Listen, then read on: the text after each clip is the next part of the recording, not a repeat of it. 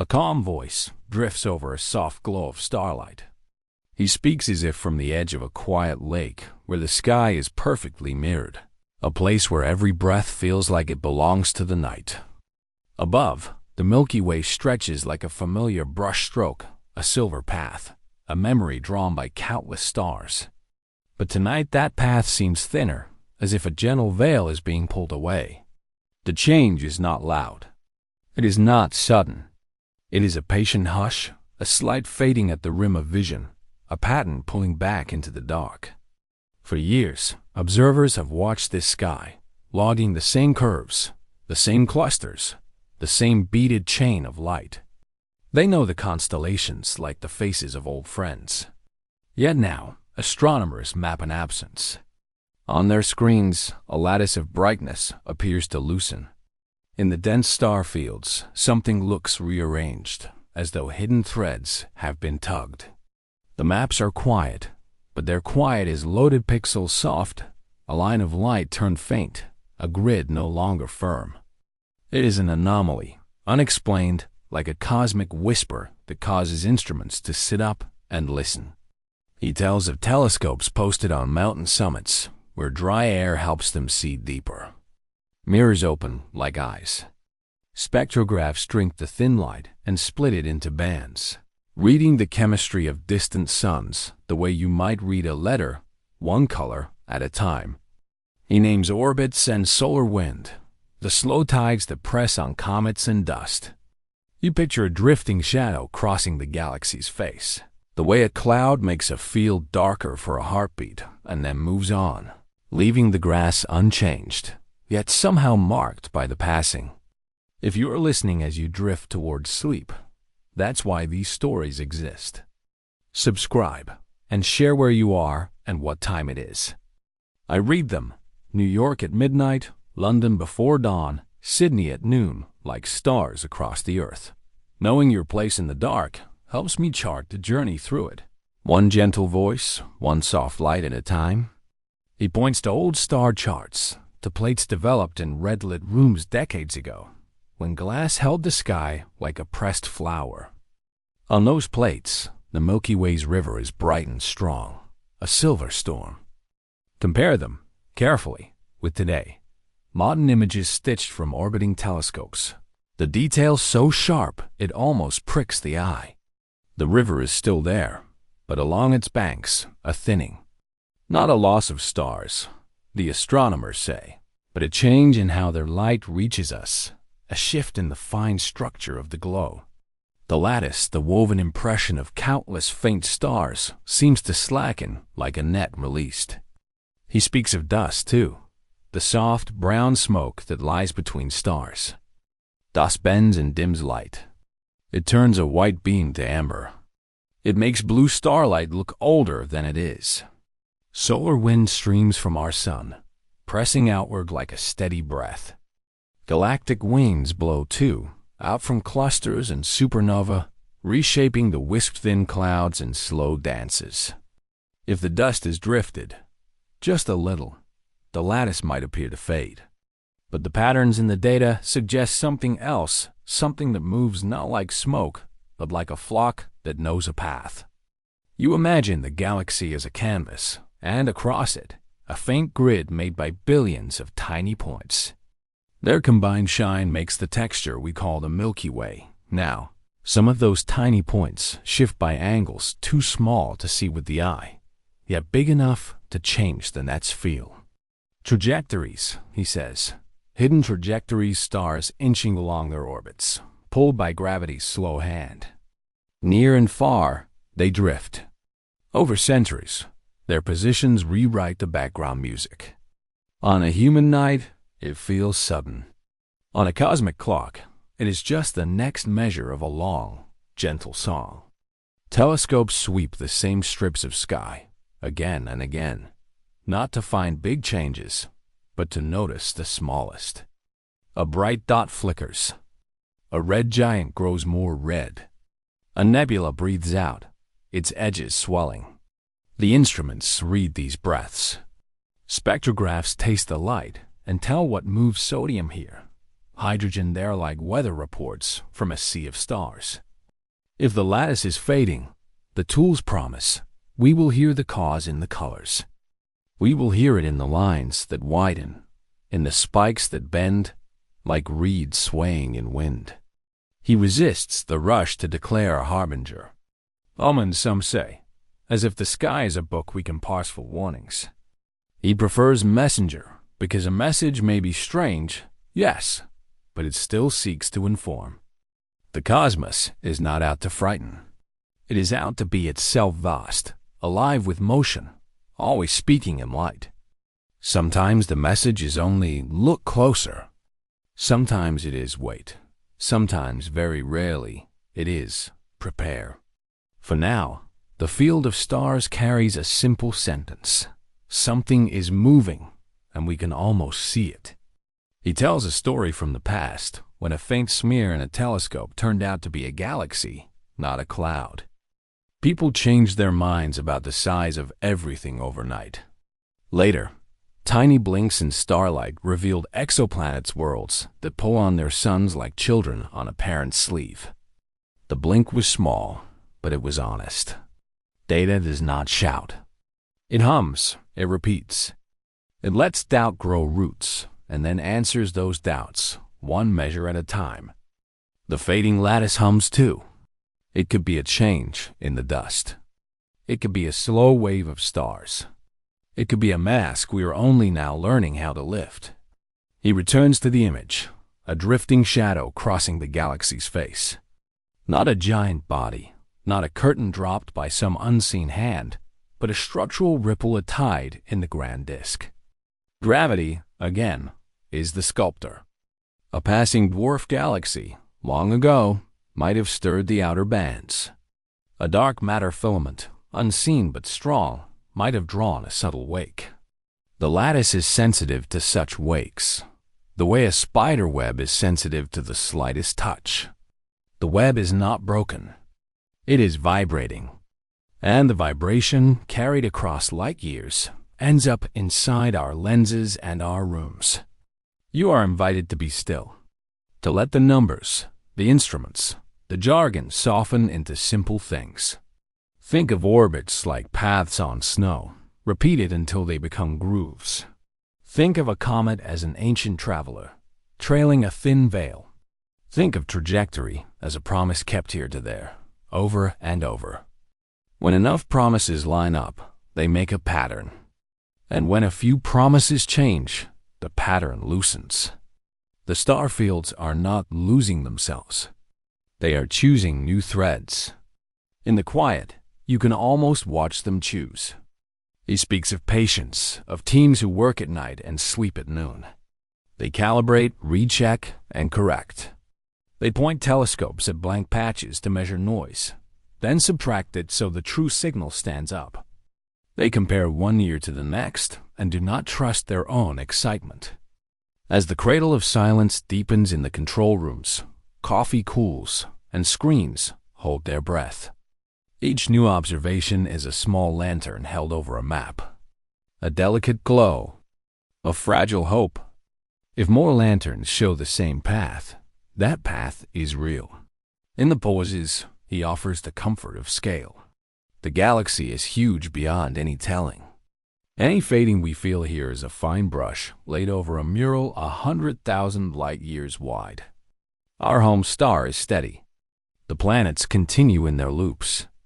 The solar wind is as regular as a pulse. The night, if you let it, will tuck you in with the certainty of these motions. Wonder is allowed to be gentle. Awe does not have to raise its voice.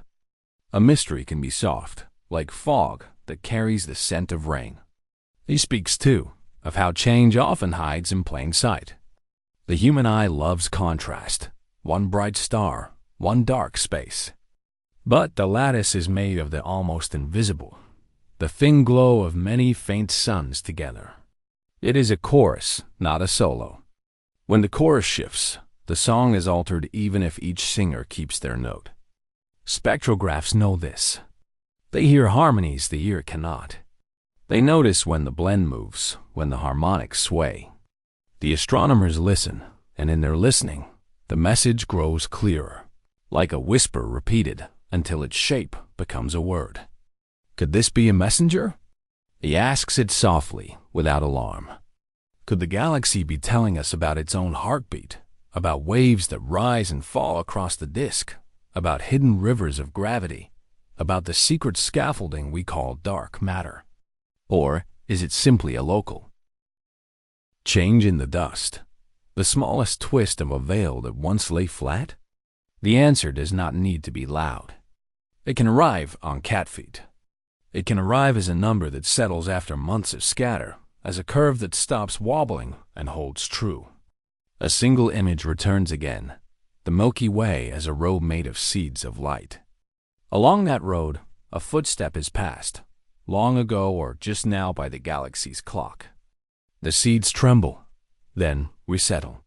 In the tremble, our lenses caught a story, a fading, a loosening, a net made new. The chapter does not close with certainty. It closes with quiet work, the next pointing scheduled, the next data set waiting to be sifted, the next kind word passed between tired researchers who know that doubt, too, is part of the method. Outside, night continues its slow turn. The soft glow does not vanish. It breathes. Thin clouds drift. A meteor scribbles a brief line and is gone. Somewhere, a child looks up and thinks the sky is both the same and not. That feeling is correct, as far as a feeling can be. The lattice fades at the edges, and yet the center holds, wide and calm. In that balance lives our hope, our curiosity, our dream of naming what moves us. The mystery does not startle. It waits, patient as starlight. And as the voice falls to a hush, the map of the heavens returns to its timeless calm. The question lingers, barely a ripple across the dark. If a pattern is disappearing, what moved it and why? The glow thins at the horizon, then steadies, as if reminded of its own long story. In that drifting quiet, one could almost sense that another secret was about to reveal itself. A soft haze rests above the world, and the sky looks like it has been thinking all evening. The Milky Way drifts there, silver, gentle, and quiet, like a road laid down before memory began. He stands beneath it and remembers how it used to look on other nights, in other years. Fuller, brighter, more certain. The mind reaches back the way a tide reaches a familiar shore. The night accepts this reaching and does not hurry him. It lets the thought unfold. He breathes. The air holds a cool trace of dust and pine. The stars are steady, but the feeling is not. Something in the canvas of light has changed, and the change is not loud. It is a hush inside brightness, a pause within a song. He does not claim this by memory alone. Memory can be a dreamer, and the sky deserves better than dreams. So he brings out what the sky understands. Careful images, careful numbers, careful questions. Long ago, on glass plates cooled by midnight, telescopes captured the Milky Way in silver grains. Astronomers stored them in drawers, labeled by hand, each plate a square of time. Decades later, those plates are scanned and measured. Their faint smudges become profiles of light. The Milky Way is weighed by how its shine spreads and by how its core glows. Later instruments take the baton. Digital sensors, then spectrographs that split starlight into thin, colored threads. Now there are curves and peaks, the fingerprints of stars, hydrogen lines, calcium, iron, the quiet marks of dust. He lays the old and the new side by side, 2 nights separated by half a century, listening for an echo between them.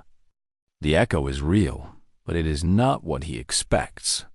Some regions show the same abundant shimmer the past promised. Other regions have a smaller glow, a thinner scatter. The Milky Way still breathes above him, but its breath seems shallower in places, as if the galaxy is saving its strength. He hears no alarm in this thought. The voice in his head stays gentle, steady as a heartbeat. Change is not always a warning. Sometimes it is only the universe rolling to one side in its sleep. The team gathers around these findings the way people gather around a campfire. Warm faces, careful eyes, soft questions. Is this a trick of the atmosphere? A veil of high ice taking the edge off the bright parts? They check weather logs from nights long past. They mark nights when volcanoes filled the stratosphere with ash. They map humidity, wind, and the tiny crystals that scatter moonlight like a million mirrors. The answers help, but they are not enough. The difference remains in the numbers. They turn to dust between the stars. Dust has its own color. It dims blue light more than red, the way sunset reddens when the air grows heavy. Spectrographs hear this shy effect in the lines and measure it with calm hands. Across many seasons, the dust moves and thickens and thins, like a slow tide in a dark sea. Yet even when dust is accounted for, a whisper of change still lingers in the measurements. The voice of the data says, something else. They study the sun's wind, which flows outward like an invisible river. The solar wind changes the shape of the bubble around our system. It can guide charged dust and influence how light scatters near us. But that dance should be mostly local, a breeze near the doorstep of the planets. The Milky Way is a city beyond the garden fence. Solar wind alone cannot explain the hush. Then they look at motion-hour orbit around the galactic center. The sun circles the core as a quiet traveler, one turn every 200 million years. As we move, our view through the spiral arms changes, a window sliding across streets of gas and clusters. It is natural that star counts rise and fall like hills. They model these hills. The model helps. It fits much of the past and part of the present. Still, a small gap remains. A thin, stubborn space where the curve does not match the curve. He checks star density maps again. Simple dots, simple counts, nothing fancy. The numbers show subtle changes in how many stars shine above each square of sky. Brightness differs too, just a little, and the colors tilt in a quiet way. It feels like listening to a chorus and hearing one voice drift off key. Not enough to break the song, enough to make you look. In the catalog of places they examine, one detail stands out. A corridor of stars has grown strangely quiet. It is not a line you would notice with the naked eye. To you, lying back and letting your breath settle, the Milky Way still looks whole and generous.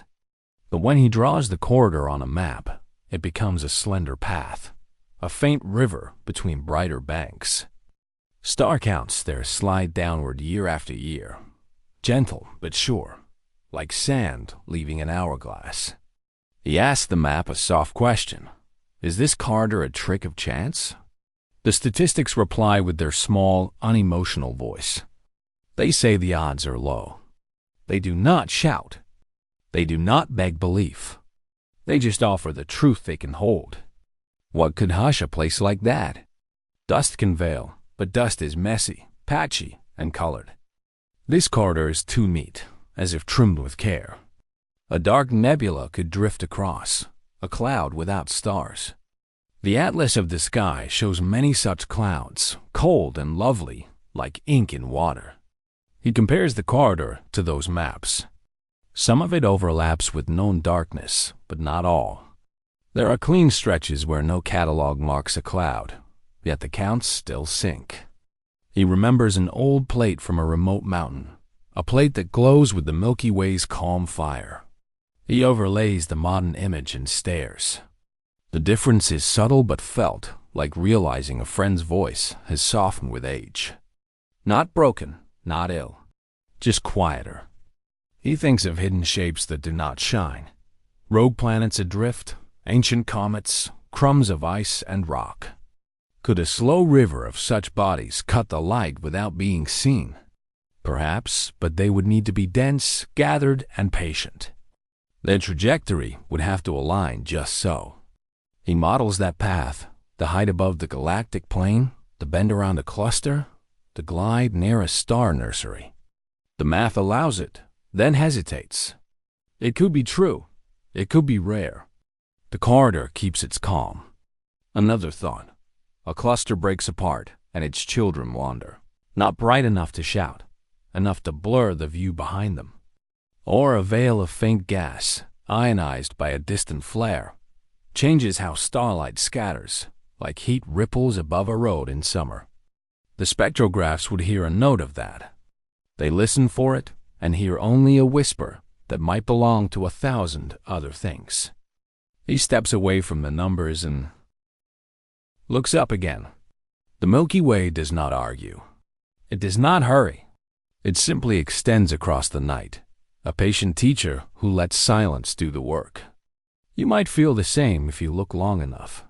The sense that something is there just beyond the edge of knowing. Not hostile, not even shy-only vast. Under this sky, people have always put questions into orbit around their lives. Sailors read the stars for a safe harbor. Farmers watch them for seasons. Children ask them for wishes. Tonight, the question is smaller and stranger. Is the pattern in our measurements a forbidden pattern? A hint of something the models do not allow? Or is it only the galaxy's slow breathing in and out like a sleeping giant shifting under a blanket of dust? He remembers the first time he saw a spectrograph trace from that corridor. The line looked like a coastline on a quiet map. Tiny coves, careful headlands. The error bars rose like soft fences, reminding him to be humble. He draws them again now, as if tracing the edges of a cloud with a fingertip. Each bar is a promise to be patient. Each point is an invitation to look closer. The team tries a cross-check with exoplanet surveys. Those surveys count small dips in starlight when a planet passes in front of its sun. If fewer stars in the corridor hold steady light, the number of clean planet transits might shift. The change is small, but it tilts the same way. Maybe the stars there are fainter on average, or dustier, or a little older. Maybe many small causes add up like footsteps on a wooden floor, each quiet, together a creak. They also compared the brightness of well-known standard stars old anchors used to calibrate instruments. Standards have their own stories. Some turned out to be not so standard, with spots, swings, or unseen companions dimming and brightening their song. After careful pruning, the anchors still say what the plates and sensors say.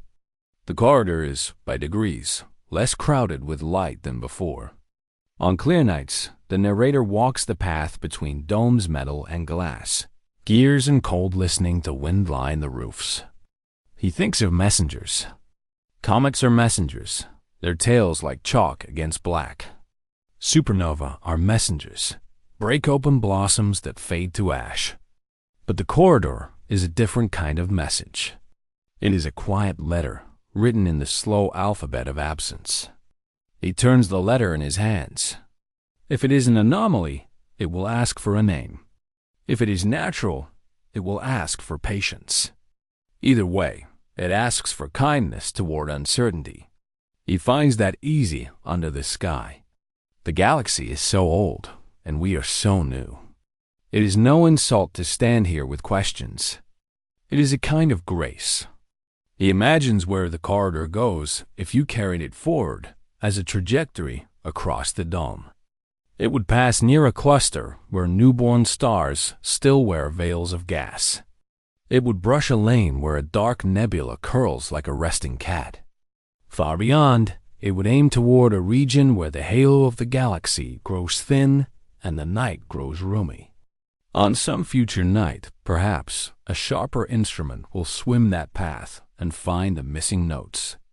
Or find not stars, but something else, a trail of faint, cold travelers, older than cities, older than maps, moving together like a caravan that forgot its home. He smiles at the thought and does not push it away. The work will continue. More plates will be scanned. More spectrographs will sing. The models will grow wiser or they will bend. Either way, the sky will be patient. The sky has all the time in the world. For now, he rests with the corridor. He calls it a cradle of silence, not because it holds sleep, but because it holds care. A cradle is not empty. It is waiting. The stars around it shine with a soft glow, as if guarding the gap, the way friends guard the door for someone who needs a moment alone. If you are listening as your own breath slows, you might feel that same care. The night holds you the way the galaxy holds its mysteries, gently and without hurry. Clouds begin to gather near the horizon, thin as breath on glass. He packs the old plates, logs the new readings, and secures the dome. The Milky Way keeps its calm position, unbothered by lids and locks, choosing silence the way a poet chooses a shorter line. Out there, the corridor keeps moving with the rest of the sky, neither louder nor less true. The instruments go dark. The numbers wait in memory. In the vastness above, the hush deepens along that narrow path. It is not an end. It is a soft question left on the table, the kind you notice only when the room grows still. The glow folds back into the horizon, tender as sleep, and in that fading light, the corridor keeps its quiet secret like a distant traveler passing through, unseen, yet somehow felt. And in the drifting quiet, one could almost sense that another secret was about to reveal itself. It begins with a soft glow that seems to move, almost shy, across the dark. The sky is calm. The stars hold still like pins in velvet. And yet, one thread slides between them. Not fast, not loud. A quiet traveler, older than cities, older than stories, pacing the night with a patience that feels endless. You might tilt your head and wonder if it's a comet or an asteroid or a thin stream of meteor dust catching the light. You might raise a hand toward it without meaning to, as if the body itself remembers something about visitors who cross the sky. The lens opens. The film, if it were film, would ripple slow, like a brush through ink. The traveler draws a faint line, softer than a whisper, bright enough to tug at your eye each time you try to look away. Around it, the stars keep their places, but their faces change. A haze passes, and the stars dim, then tint, as though breathed upon. The traveler brings its own weather into space, a cloud of ice, dust, and memories shaken free by sunlight and speed. In that cloud, starlight learns to bend and blush. He tells the story of orbits. Most paths in space are patient loops, born of a long dance with gravity. Some are circles, many are stretched like ovals. When the traveler nears the sun perihelion, that's when the change begins. Ice turns to vapor. The vapor lifts dust. The dust forms a tail, or sometimes two, one of gas, one of grains. When it swings away, the frozen heart hardens again, but the trail lingers behind, a ribbon that keeps unwinding. Pass again, shed more. Return after years or centuries, and the ribbon thickens into a road. Orbital inclination gives the road a tilt. Most worlds ride near the same flat plane, like beads on a plate. But a comet is wild. Its plane may be steep, like the angle of a mountain path. It may slice across the ordered lanes of planets and asteroids, a whispering rebel. From Earth, this tilt means the traveler can appear in odd places. High above the ecliptic, low near the horizon, cutting diagonals where you expect straight lines. It feels like a signature, or a scar, or maybe a reminder that the universe is not a grid, but a garden. In the dim tail, tiny things speak. The spectrograph, patient and exact, listens one color at a time. It hears carbon and oxygen, sodium and cyanide, water broken into light. It hears silicate dust rubbed to glass by ancient cold. It hears a chemistry that is both simple and rich, like the pantry of a very old kitchen. The trace of carbon is a breath from long ago. The grains hold stories of collisions, heating, cooling, and long drifts in the cradle of silence between stars. Each line on the instrument screen is a syllable in a language of elements, and together they spell, "I was made far away." Sometimes a traveler does more than shine. Sometimes it lays down a veil. Not thick, Not a wall. Just a gentle smear across a region of sky, like a fine frost on a window.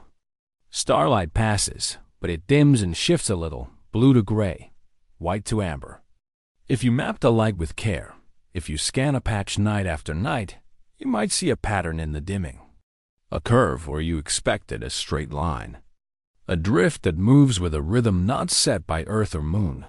It looks like a warning, or a sign, or an arrow pointing from nothing toward nothing. And yet, it pulls at the mind like a tug on a line. Meteor.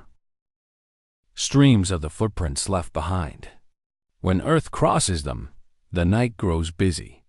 Streaks scratch at the darkness and fade. Each streak is a crumb from a traveler's table, burning fast in air. People make wishes on them. Scientists measure them. Children count them until they fall asleep. But even a stream that seems familiar, the Perseids, the Geminids, the Leonids, can carry secrets. Denser clumps form, then drift apart. Old fragments join newer ones. The stream breathes like a living thing, thick in one decade, thin in another. A reminder that the sky's clock has both regular ticks and quiet skips. A telescope peers through the haze. The coma swirls around the nucleus, cotton-soft, hiding the rock and ice at the center. The tail fans out, curved by the solar wind, pointing away from the sun like a compass needle that refuses to be fooled. Close to the nucleus, jets may spit like tiny geysers, throwing shards of dust into the light. Farther away, the tail shreds into strands, delicate and long. The Earth moves. The traveler moves. Together, they make parallax that shifts the angle in a way you can almost feel in the body, like turning your head to follow a dancer's hand. He explains how returns shape memory. Frequent visitors' comets with short periods build reputations. Halley comes back every 76 years, a clock that resets across generations. Others take thousands of years, too slow for one lifetime. A few are one-time wanderers, falling inward from the deep cold, slinging around the sun and escaping into the beyond. We name them. We catalog their paths. We fit them to equations. Yet there is always a residue of wonder left over, a quantity that math cannot cancel. We call it awe. It is the small ache you feel when something ancient passes close enough to see. And there is caution, too. Dust is beautiful, but dust can hide. A faint veil may be a simple thing, a scarf in sunlight. Or it can be a mask. If the traveler crosses the line of sight to a star, it can make a false dimming, a trick that stirs hope for a hidden planet or a clever machine. Astronomers know this and test for it. They compare light at different colors. They measure the grain size from how the color bends. They look for changes that fit the curve of an orbit or the stamp of turbulence in a tail. Nature has its fingerprints, and patience helps reveal them. Yet the narrator lowers his voice. Not all trails are natural. The thought arrives like a breath on glass, leaving a fog that slowly fades. This is not accusation. It is a question. A traveler's veil could, in theory, be arranged. Dust could be steered. A field could be shaped. If someone somewhere wished to paint a sign across the sky or shadow a region, grains are light and obedient. A small push at the right time changes a path forever. A steady push makes order from drift. You would not need to move boulders. You would only need to nudge snowflakes and let time do the rest. What would that look like from here? The spectrograph might still see carbon and oxygen. The telescope would still catch a tail, but the pattern in the dimming could carry a rhythm that does not match the wind of the sun. The strands might align more neatly than nature prefers, or they might repeat with a spacing too exact, like stitches laid by a careful hand. The traveler's inclination could shift in tiny steps, precise as a metronome. The veil over the stars might drift exactly as if following a hidden line drawn on a chart we do not own. He remembers how discoveries were made in the past. A wobble in starlight once revealed the first exoplanets. A tiny skew in Mercury's orbit helped confirm relativity. A glitch in a radio signal, first suspect, later became the pulse of a neutron star. So many truths arrived disguised as anomalies. Odd numbers on a page, a faint smear on a plate, a noise that refused to be noise. Each time, people worried about broken instruments, dust on mirrors, mistakes in method. Each time, patience and care sifted real from false. The lesson is old. The unexplained is not the unreal. So the watcher returns to simple things. He places the traveler back into its orbit, computes the period, maps the tail. He lists the grains, silicate, carbon, porous, and dark. He notes the temperature where ice becomes breath. He counts how many meteors arrive when Earth cuts through the stream and how they change from hour to hour. He checks for clouds, for moonlight, for wind in the upper air. He crosses out the easy answers and saves the hard ones for later. In the notebook, small numbers stack like bricks, and between them he leaves space for doubt, which is not weakness, but room to think. At the edge of the photograph, the veil remains. It is lovely. It is also a tiny shadow that does not belong to any one star but to many. The dimming is shallow, then deeper, then shallow again, like a tide on a shore of light. It hints at layers, wave on wave, not random but not polished either. If you gaze long enough, you feel pulled forward, as if the night itself leans toward you and says, "Look closer." Sleep follows slow in such moments, because wonder keeps a person awake the way a soft voice keeps a door ajar. He imagines the traveler as a messenger, not a prophet and not a threat, more like a letter carried for ages in a pocket full of holes. The page is speckled with dust.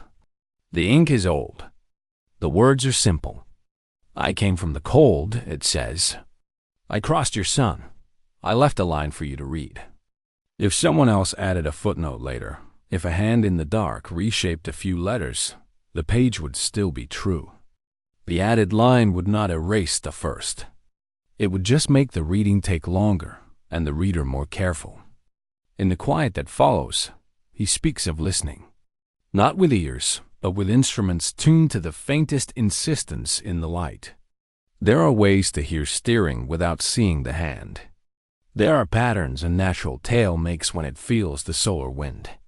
There are patterns a guided tail would prefer if it meant to point, to cover, or say hello. To sense the difference, one must watch over many nights with many eyes, and let the figure settle into a shape that does not depend on any one measurement. It is patience again, and tenderness for small clues. For now, the night is enough. The ancient traveler drifts, and the stars behind it blink as if speaking in code. The telescope hums. The spectrograph traces its thin, careful lines. Somewhere, far away, the body of ice and rock turns like a slow heartbeat. Dust peels from it in shining arcs. Tiny shards wander off and become wishes in a future sky. And here, on this small world, a watcher whispers numbers to himself and feels the steady weight of awe. It is fragile, this feeling, but it holds. He lets the notebook close. The glow is still there, sliding along its long trajectory, a brush across velvet. The veil it leaves is pale and lovely, neither promise nor threat, only a question stretched thin enough to see through. The machines, when they wake, will listen in their patient way, held to the quiet by duty and by wonder. For now, the traveler moves on, and the silence deepens. Yet hidden in that silence is something waiting to be understood. The night is a quiet fortress. On a high ridge where wind combs the grass, a chain of observatories keeps their endless watch. Radio dishes sit like pale moons anchored to the earth. Optical domes rest as sleeping giants, their eyelids of glass ready to part. Along the valley, infrared tubes, cooled to a hush, breathe thin silver mist. The world here is careful and slow. Cables hum, motors whisper, and the stars glide in a steady drift above, calm as tides. The air is cold enough to make each breath small and bright. You can almost hear the sky, the soft static of starlight, if you stand absolutely still. He moves through this place the way a reader turns pages. In the control room, the monitors glow with a quiet promise. Spectrographs trace colors into lines, each line a story told by an atom far away. Peaks rise like tiny mountains. Valleys fall like secrets. A technician speaks in a murmur. Numbers gather on the screen, gentle as snow. Outside, a dish pivots a titan listening. Inside, the spectrograph listens too, to starlight stretched by motion, to the breath of gas around a distant comet, to the faint smoke of a nebula. He reads the figures like a tide chart. This is velocity. That is temperature. Here a dust veil. There a clean wind around the young, bright sun. Along a dark hallway, a window looks onto the optical floor. The telescope sits upright as if in prayer. The mirror is not glass, you know. It is a lake of polished memory. When starlight touches it, the mirror does not simply reflect. It gathers. It cradles. It sends the light down to instruments cooled until their atoms barely move. A camera whispers open. A photon lands, then another, then 1,000 more, each a visitor that began its journey before cities were born. With patience, the machine stacks them into an image, a spiral galaxy, arms like smoke, a comet with a soft glow tail, a cluster of stars nestled like sparks in ash. He thinks of the radio array next, spread across plains of sand and salt. The dishes turn as one, an orchestra tuned to silence. They do not look at light you can see. They hear the long, cool song of the universe, the wavelengths that pass easily through dust. The screens translate the hush into color and contour.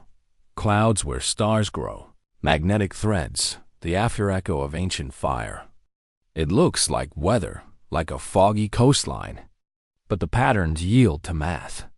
Frequencies align. Noise falls away. What remains is signal thin, fragile, and true. It is here, in the slow listening, that the pattern first appeared. Not a shout, not even a word. Just a soft repeating nudge in the data, like a heartbeat felt through a wall. He walks to the pulsar lab, where clocks are carved from dying suns. Pulsars spin like lighthouse beacons, sending radio flashes with such steady rhythm that you could set a watch by them. Astronomers have kept time with these ancient travelers for years. Tonight the logbook on the desk is thick with dates. The timing array dozens of pulsars, scattered across the sky, has been watching the universe tap on the fabric of space itself. The team checked the pulses, then checked again. If a drift appears, maybe the instruments blinked. Maybe a gust of air warmed the cable. But the sensors are cooled to a cradle of silence. The cadence holds even as the world outside changes. A fan slows. A notebook closes. Still, the pulses whisper of something leaning on space-time, gentle as a passing cloud. The pattern is not loud enough to be a clear wave from a merger. Not close. Not now. It is a suggestion at the edge of hearing. They map the fade. They map the rise. They compare the rhythm against black hole neighborhoods, galactic centers, where gravity is thick and time moves differently. If you look for noise, you will find it. The sky is full of small storms, but the array spreads wide, a net across the firmament. Local turbulence cancels. Randomness softens. What remains is a thread that shouldn't be there and yet is. He takes a breath and lets it out slowly, as if his own steadiness could help the instruments keep theirs. Across the building, a spectrograph prints another quiet mountain range of lines. He lays a sheet of tracing paper over the graph and marks the parts that drift over weeks and months. Trajectories of nearby asteroids are checked. Satellites are noted and struck through. Parallax is considered, the way nearby stars shift against the deep background when Earth moves in its orbit. The team subtracts Earth's motion, then the moon's, then the wobble of the sun, dancing around the pull of giant planets. Step by careful step, the familiar is removed, the expected carried away, the common explained until only the uncommon remains. Years ago, when the first infrared telescopes opened their cold eyes, the world learned to see heat in the dark. Dust that hid newborn stars behind an opaque curtain became a gentle veil, transparent in longer wavelengths. In that past, discovery came like sunrise. Tonight it comes like dew. The data accumulates not in bursts, but in a soft layering. Noise drops. A residual curve holds, barely too steady to be accident, too quiet to flaunt itself. It sits in the margins, patient. He stands by the window where the wind has a low, calm voice. Somewhere above, galaxies cross the frame of the sky the way a jellyfish crosses a tide pool, graceful, slow, a drifting shadow edged with light. If a hidden messenger moves among them, it does not rush. It does not wave. It passes like a thought in a dream, leaving only the faintest mark. The machines, certain in their measures, offer no poetry. They write numbers. They subtract. They confirm temperatures. They plot error bars like fences. Yet the silence that remains is shaped like intention. The way a held breath feels different from ordinary quiet. To test the feeling, because in science, a feeling must stand before the scale, he walks the controls again. Galaxy cluster backgrounds are used as baselines. Their mass acts like a standard weight on spacetime's cloth, a slow pull that should be the same from season to season. Against those steady depths, the pattern's fade is traced. It is not the weather in our atmosphere. The same hint appears on clear nights and cloudy ones, in dry winter air and summer haze. It is not a local instrument ghost. Dishes oceans apart hear it, and cameras on mountain tops see its shadow in their timing. The files stack up, patient as frost. The signal does not grow stronger. It becomes harder to deny. He pauses at a small exhibit in the hallway. Glass cases with fragments of old instruments. A cracked spectroscope. A brass eyepiece polished by many hands. Labels show the dates when each tool changed how people saw. There is a line from past to present, from the first comet tracked across a notebook to the first exoplanet found in the tiny dip of starlight. From the first nebula sketched by candle to the first black hole measured by nothing more than the motion of stars. Each time, the universe had spoken quietly, and the patient listener heard. This time feels the same. Not a harbinger, not yet, but not nothing. In the radio room, the pulsar clocks sing again. Their rhythm is a soft metronome for the mind. He lets it settle him. The screens show a series of dot sticks of arrival against expectation. The dots wander a little, as all real things do. But their wander comes back to center too often, and in the same way for chance to be sole author. A hidden hand? That word is too human. A hidden messenger, then no hand, only a path. It is easier to think of paths. He thinks of trajectories, of comets that enter from dark, loop once, and leave, their tails writing soft scripts across the sky. He thinks of parallax, the small sway of nearby stars as our vantage point moves. He thinks of how even a slight tug alters an orbit over time. If spacetime itself is being pressed or tuned by something far away, then local clocks would agree in their gentle drift. And they do. One by one, the machines that never speak of meaning agree on the same small difference. Meaning is not their task. Harmony is. The night deepens. Clouds pass like thought. The infrared dome shivers and settles. In the archive, computers breathe, fans folding the air. He reviews the controls again.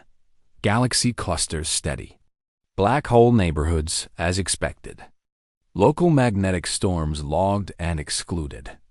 There is a comfort in such checking. It is a kindness to the future, which will ask what you forgot. The logs are clean. The steps are clear.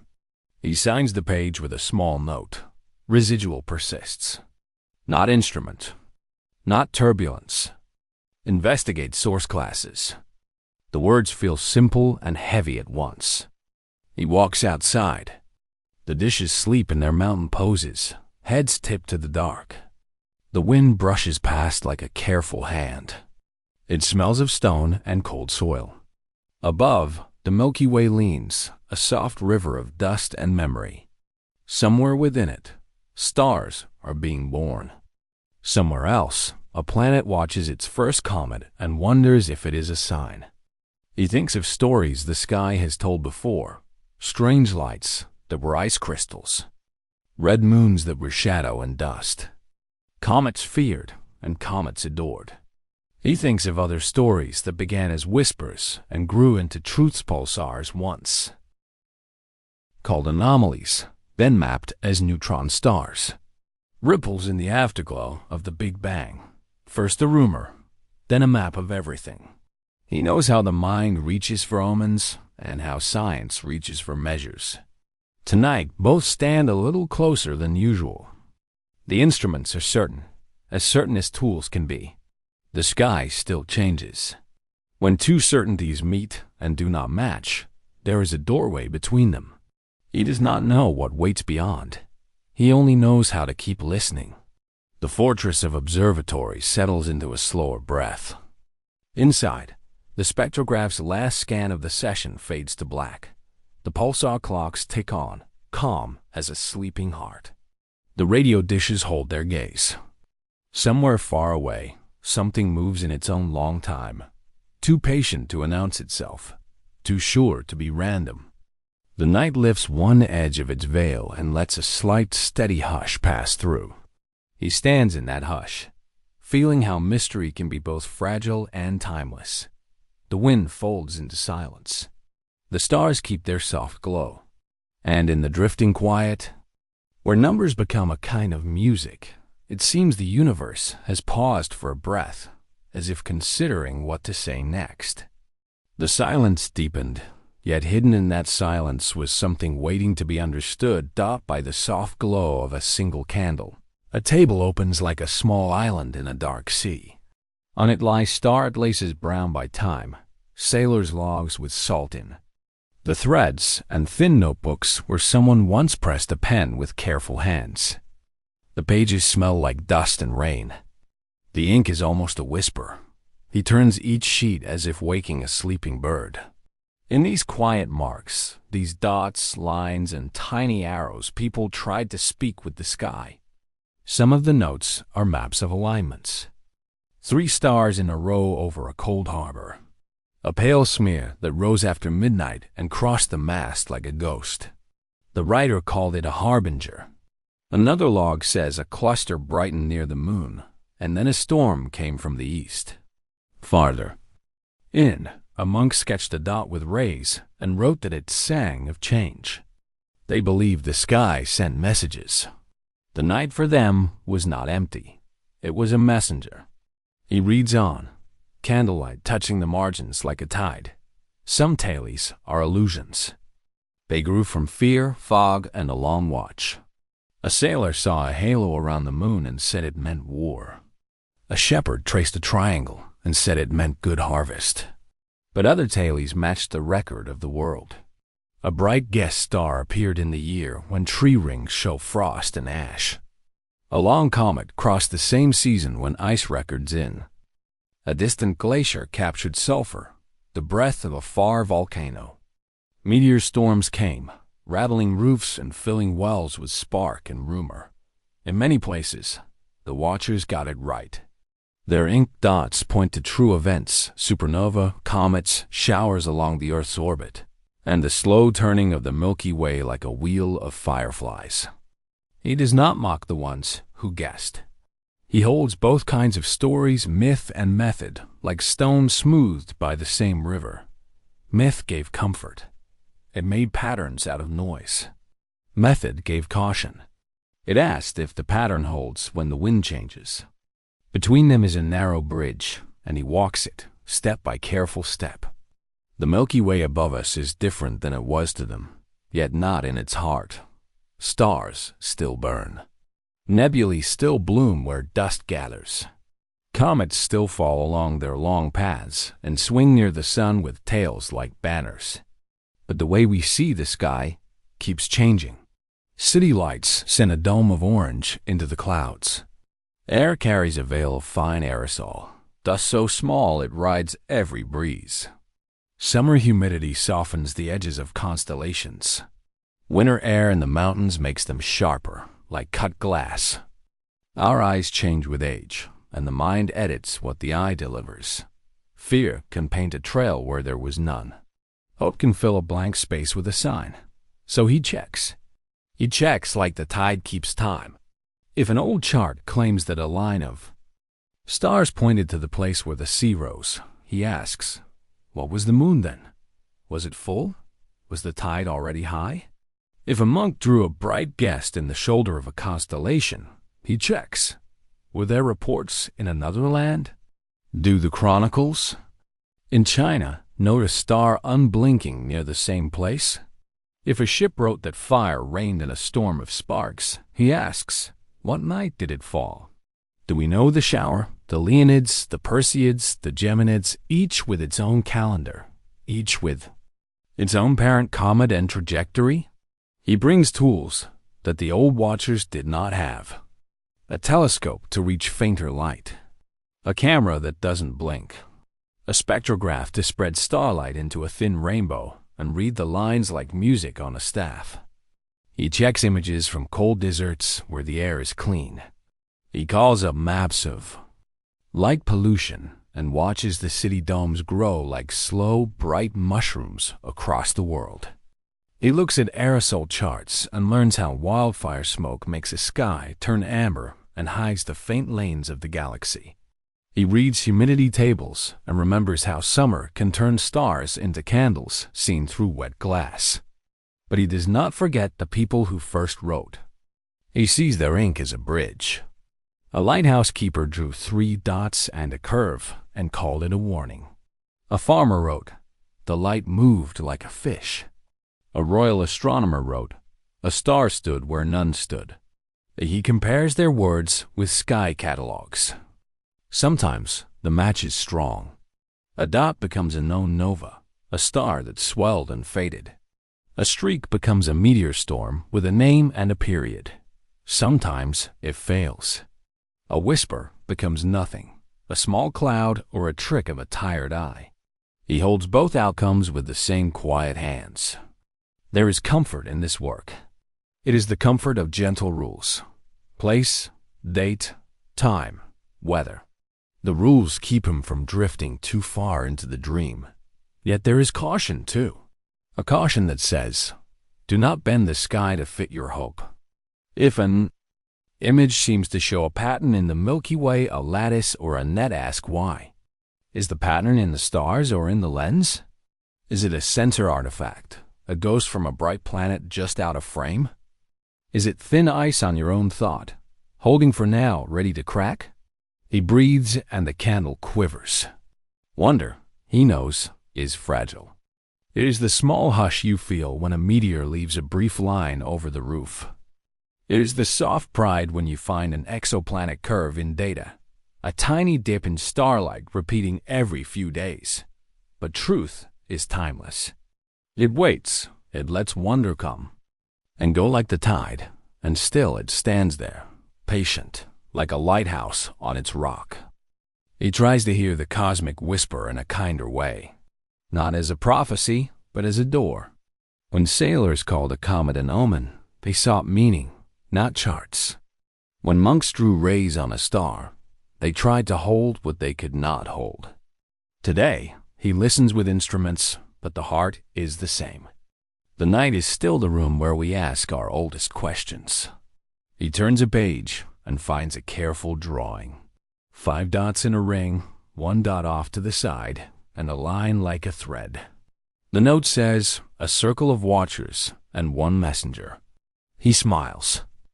He knows of rings like that open clusters, young stars born from the same cloud. He knows of a lone traveler, a comet cutting through a family of suns. He checks a modern chart. An open cluster sits near that place in the sky. The lone dot could be a planet seen by chance or a mistake. He writes a margin note, possible match. He does not force it into certainty. He lets it stand as a maybe, a soft answer. Outside, the night has its own work. The earth spins. The moon rises. A satellite slips by, light and regular, not a harbinger, just an orbit keeping time. Far away, a supernova's light keeps traveling, older than any map in the room. In the dark of a desert, a telescope gathers that light with a mirror cool as stone. In a cold lab, the spectrograph sings its quiet song into a plot that looks like a shoreline peaks, bays, and coves, each line telling what elements burn there. Hydrogen hums, oxygen whispers, iron marks a steady beat. He thinks of all the human ways of seeing. A sailor on a rolling deck.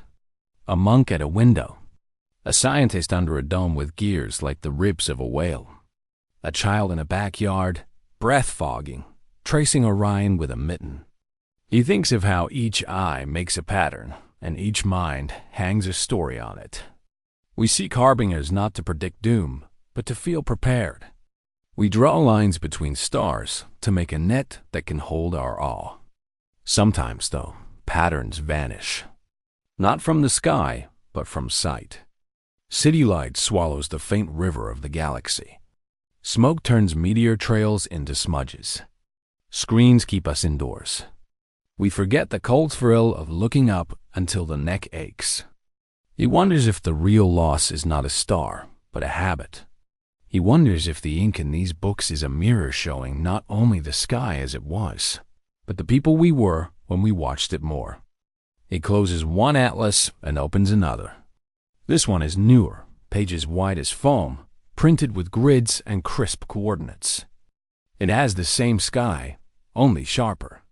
The same constellations, stripped of the animals that once walked there. Here, the hunter is a set of straight lines. The scorpion is a curve. The whale is a list of right ascensions and declinations. The map is clean, and the night feels a little more quiet inside it. What would the old watchers say, he wonders, if they could hold a camera that sees in long seconds, piling starlight into pictures like a tide filling a cove? What would they say about an exoplanet found in a flat dip in a graph, about a comet logged by a survey that scans the whole sky each clear night and never gets tired? Would they miss the mystery? Or would they feel relief, like sailors who finally have a lighthouse on a black coast? The answer is simple and not simple. We carry both. We carry the hush and the check.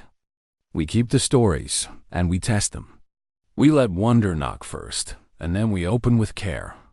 That is how the ink becomes more than memory. That is how old whispers become steady notes we can play again and again, like a calm song for sleep. He blows the candle out and sits in the dark a moment longer. The room cools. The spine of each book holds its small heat, then lets it go. In his mind, dots still glow faintly where ink held them. Lines still reach from one to another. The sea outside is a soft breath on the shore. If there is a harbinger tonight, it is not a promise of storm or plenty. It is the simple fact that light travels, and we can meet it halfway. Another thought drifts close, like a shadow across a field of stars. Perhaps patterns do not vanish at all. Perhaps they wait for us to learn how to look through clear air, with patient tools and with a heart quiet enough to hear what is truly there. The glow fades into the horizon, but in its fading, it carries a question that lingers in every watcher's mind. The night begins as a soft curtain, a gentle veil settling over the world. In that hush, the sky seems simple black above, scattered points of light. But the longer you look, the more the dark begins to bloom. Shapes rise where there were none. Dim threads join stars into quiet patterns. The night is not empty at all. It is a slow, patient teacher. It waits for your eyes to change. Human vision does not flip a switch. It drifts. In bright day, cones rule tiny color keepers packed in the center of your sight. They love detail and sunlight. But when daylight falls away, the rods take the stage. Rods are humble and many. They do not see color. They see chance. They hunt for small packets of starlight, single photons tucked into the air like dew. With every minute in the dark, more chemical gates open inside them. Sensitivity grows. The faint becomes possible.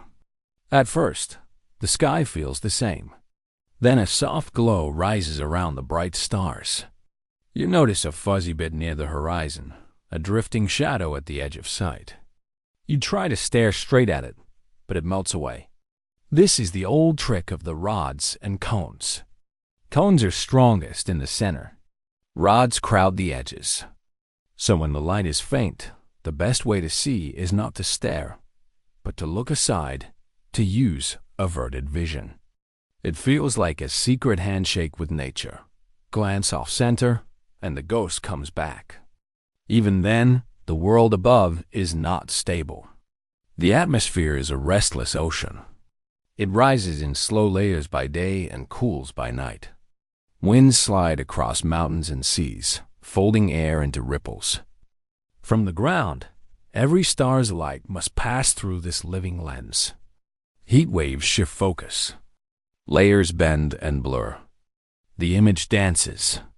Astronomers call it seeing, a word that sounds simple until you try to hold a star steady, and it will not be held.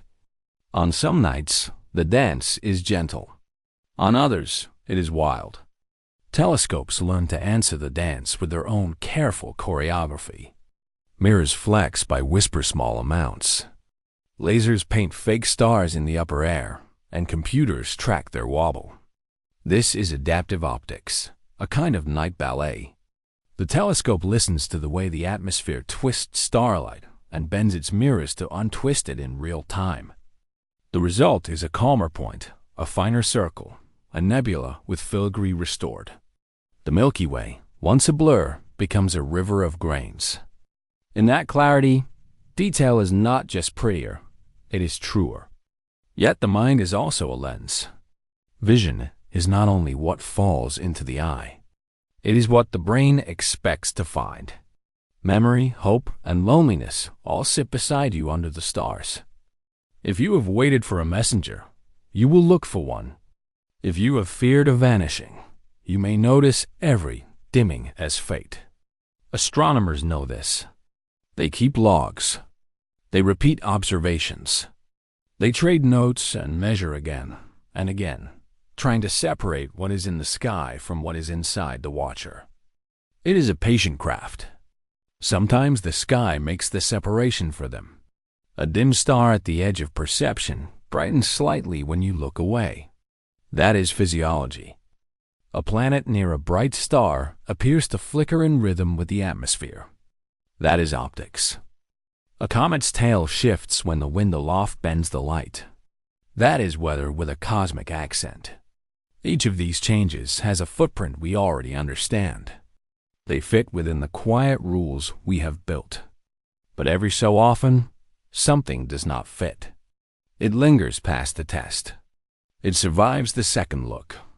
Here, it begins with a vanishing.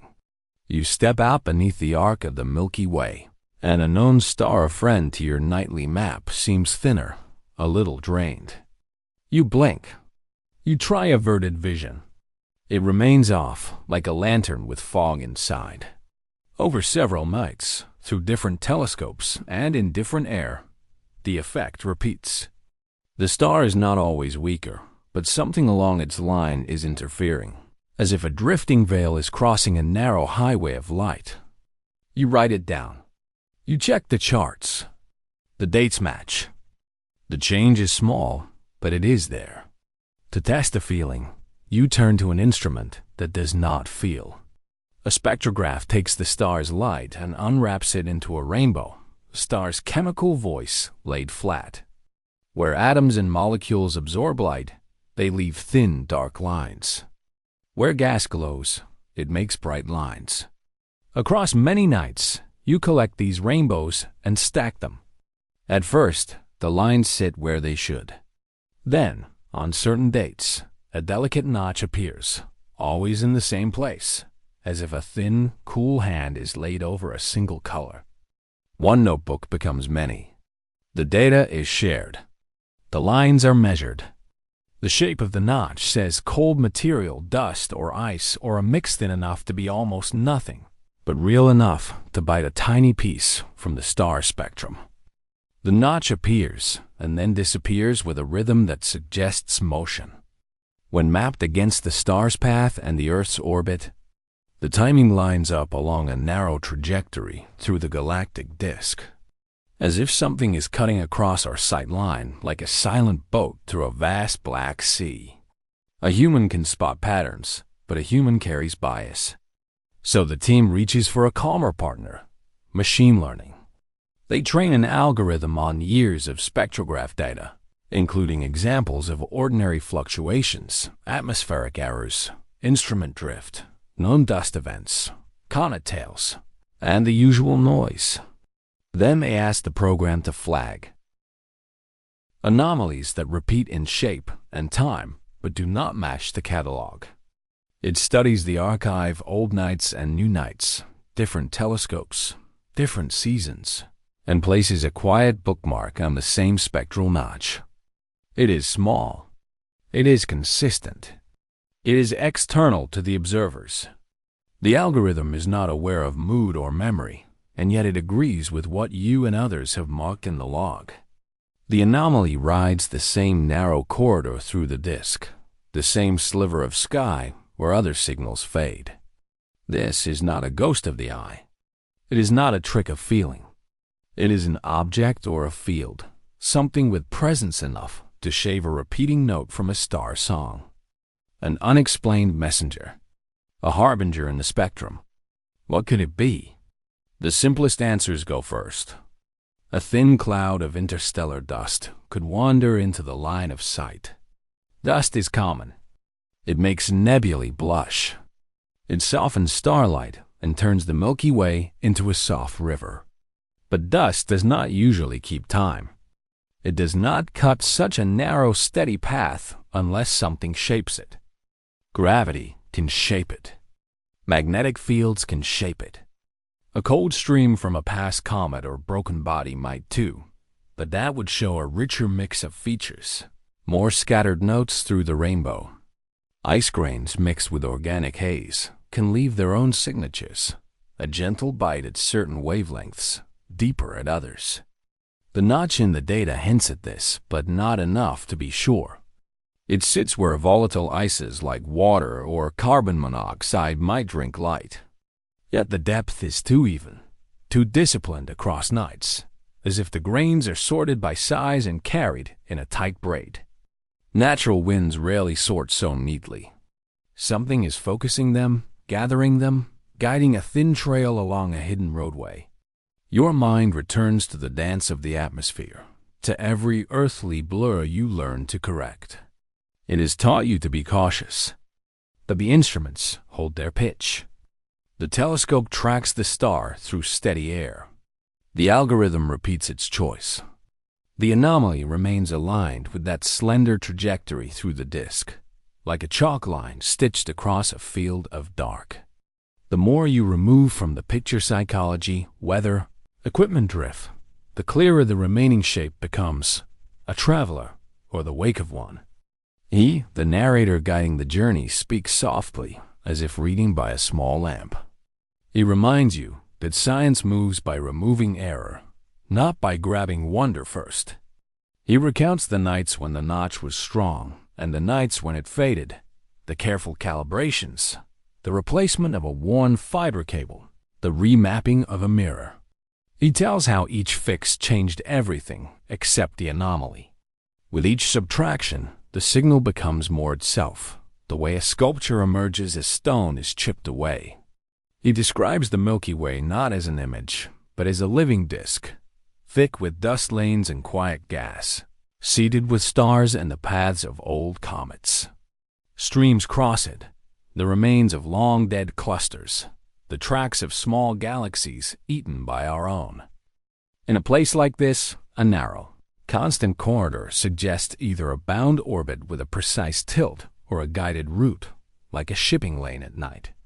The picture is simple enough to hold while drowsy, a long, cold path through a crowded, starry sea.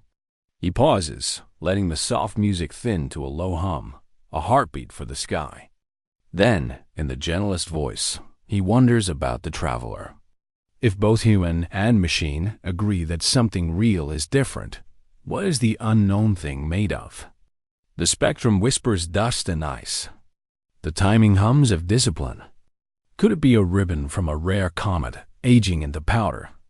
Could it be a sheet of grains aligned by a magnetic field we barely notice? Or is it a shepherded stream, guided by an object too dark to see, leaving only this faint signature behind? There is no rush to answer. The night is patient. The path through the disk will be there tomorrow and next week, and likely next year. More spectra will come. Better instruments will listen. A new telescope above the atmosphere will watch from a cleaner seat, beyond the blur of heat and wind. It will map the notch across more colors, check for tiny shifts that suggest movement closer or farther from us, and test whether the grains are water-rich, carbon-heavy, or dressed in mystery we do not yet have names for. For now, you breathe in time with the hush. Your eyes relax. The rods do their old work, gathering scattered photons, turning starlight into the shimmer you remember from childhood. You recall nights when the sky felt endless, when the wind was colder than expected, and the ground smelled of dust and stone. You recall how the dark never stayed empty if you stood still. Something always moved in orbit, a distant comet, the soft glow of a nebula rising. Even your thoughts orbited slower, drawn out by the quiet. The narrator does not promise answers. He offers a steady hand and a map of questions. Why does the anomaly keep that lane? How does it keep its grains so even and its timing so constant? If it is dust and ice, what chemistry gives it that neat bite in the spectrum? Sharp yet gentle, like a feather pressed to glass. If it is the wake of an ancient traveler, what engine drives it, gravity alone, or something stranger in the cold? The music leans into a warmer chord. The camera of the mind pulls back, past the telescope, past the hill, above the curve of the earth. The night becomes a cradle of silence, and the Milky Way a ribbon across it. Along that ribbon, a sliver of path glows, not bright, not showy, just a whisper. A corridor where something hidden leaves its trace. The glow fades into the horizon, quiet as breath, but in its fading, it carries a question that lingers in every watcher's mind. The night opens like quiet snowfall, but the flakes are not snow. They are older than mountains and lighter than breath grains that float between stars. Under a patient telescope, they become more than smudges. They become characters in a soft script, faint lines written across the dark. He names them the way a careful reader names letters: silicates, carbon, frozen organics. Each grain is a small library. Each speck holds a memory of where it came from an old star's outer layers. A shattered comet, a cloud that never learned to be a sun. The telescope stares and does not blink. Its spectrograph spreads starlight into a thin rainbow, the way a prism spills color across a wall. In that rainbow, some hues are missing, and some glow brighter than they should. These are the dust's quiet signatures, the marks of what it is made of. Silicates leave shallow valleys in the light around 10 microns, like small footprints in a beach of color. Carbon leaves a soft darkening in the blue, reddening the stars as if dusk has come early. Frozen organic simple ices born in cold-etched careful notches in the infrared, where warm eyes cannot see, but metal eyes can. It is a luminous haze with grammar. It edits starlight, letter by letter, until starlight carries the dust's story back to us. Out in the solar wind, the small things are never alone. Light pushes on them. Heat slows them. Electric charges flicker across their skins. The sun breathes, and that breath becomes a river of particles. In that river, magnetic fields arc out like invisible ribs. A charged grain feels a tug, and then another, and soon its path bends. He calls it a dance because dance is the simplest honest word. The steps are ruled by physics, but they move with grace. Fields curl like gentle hands. Grains turn and align tiny compass needles in a grand field so that the light they reflect is slightly polarized. A polarizing filter on the telescope catches this tilt in the glow. The camera records the tilt as stripes and swirls, and from those marks, he traces the sky's hidden threads. Sometimes the dust stands in front of everything and writes in bold strokes. Comets come in from the cold, ancient travelers carrying ice and rock. As they near the sun, heat frees their ices, and gas pushes grains outward. A tail grows a brush dipped in silver swept backward by sunlight and wind. The tail can cross a star's face and dim it for a heartbeat. A city looks up, and for a moment, a star vanishes behind a drifting veil. People call it an omen because it is rare and beautiful, and because people have always named wonders that way. He calls it a sign of motion, a note in a long song. The comet draws, then fades. The sky keeps the faintest smudge, like the memory of chalk on a board washed clean. Closer to the sun than the comets, dust scatters daylight and makes a tilted glow before dawn and after dusk. That glow, zodiacal light, is the soft breath of a disk of particles circling like beads in a shallow bowl. Earth moves through it as a boat moves through mist. If you watch from a dark field, you might see it rise like a ghostly pyramid over the horizon. It looks like light, but it is the signature of tiny shadows, countless grains that catch and release the sun's rays. He remembers the first time the anomaly appeared. Not a shout, not a flare. A small, steady difference. The spectrograph showed familiar cuts. Water ice around 3 microns. Carbon dioxide, a hint of methane and ammonia, the fingerprints he has seen in comet comas and cold clouds. But there was another dip, thin and exact, where no known ice was supposed to speak. At first the team was cautious. Sensors can hum. Software can miss a beat. They checked the mirrors. They compared the calibration lines. Night after night, the line remained. A new mark in the rainbow. Someone joked that the dust had learned a new letter. An omen, a reporter wrote later, but only because it was new. The word sounded heavy. It carried old fears. Yet inside the lab, fear softened into curiosity. New lines do not mean danger. They mean room to learn. The Anomalies' chemistry hinted at something familiar enough to stand beside water and carbon, and yet unfamiliar enough to stand apart. Maybe a complex organic bound in a way not yet cataloged. Maybe ice coated with a trace metal from a distant blast. Maybe a messenger grain from a place where the rules are the same, but the ingredients are mixed with a different hand. Dust is small, but it organizes the sky.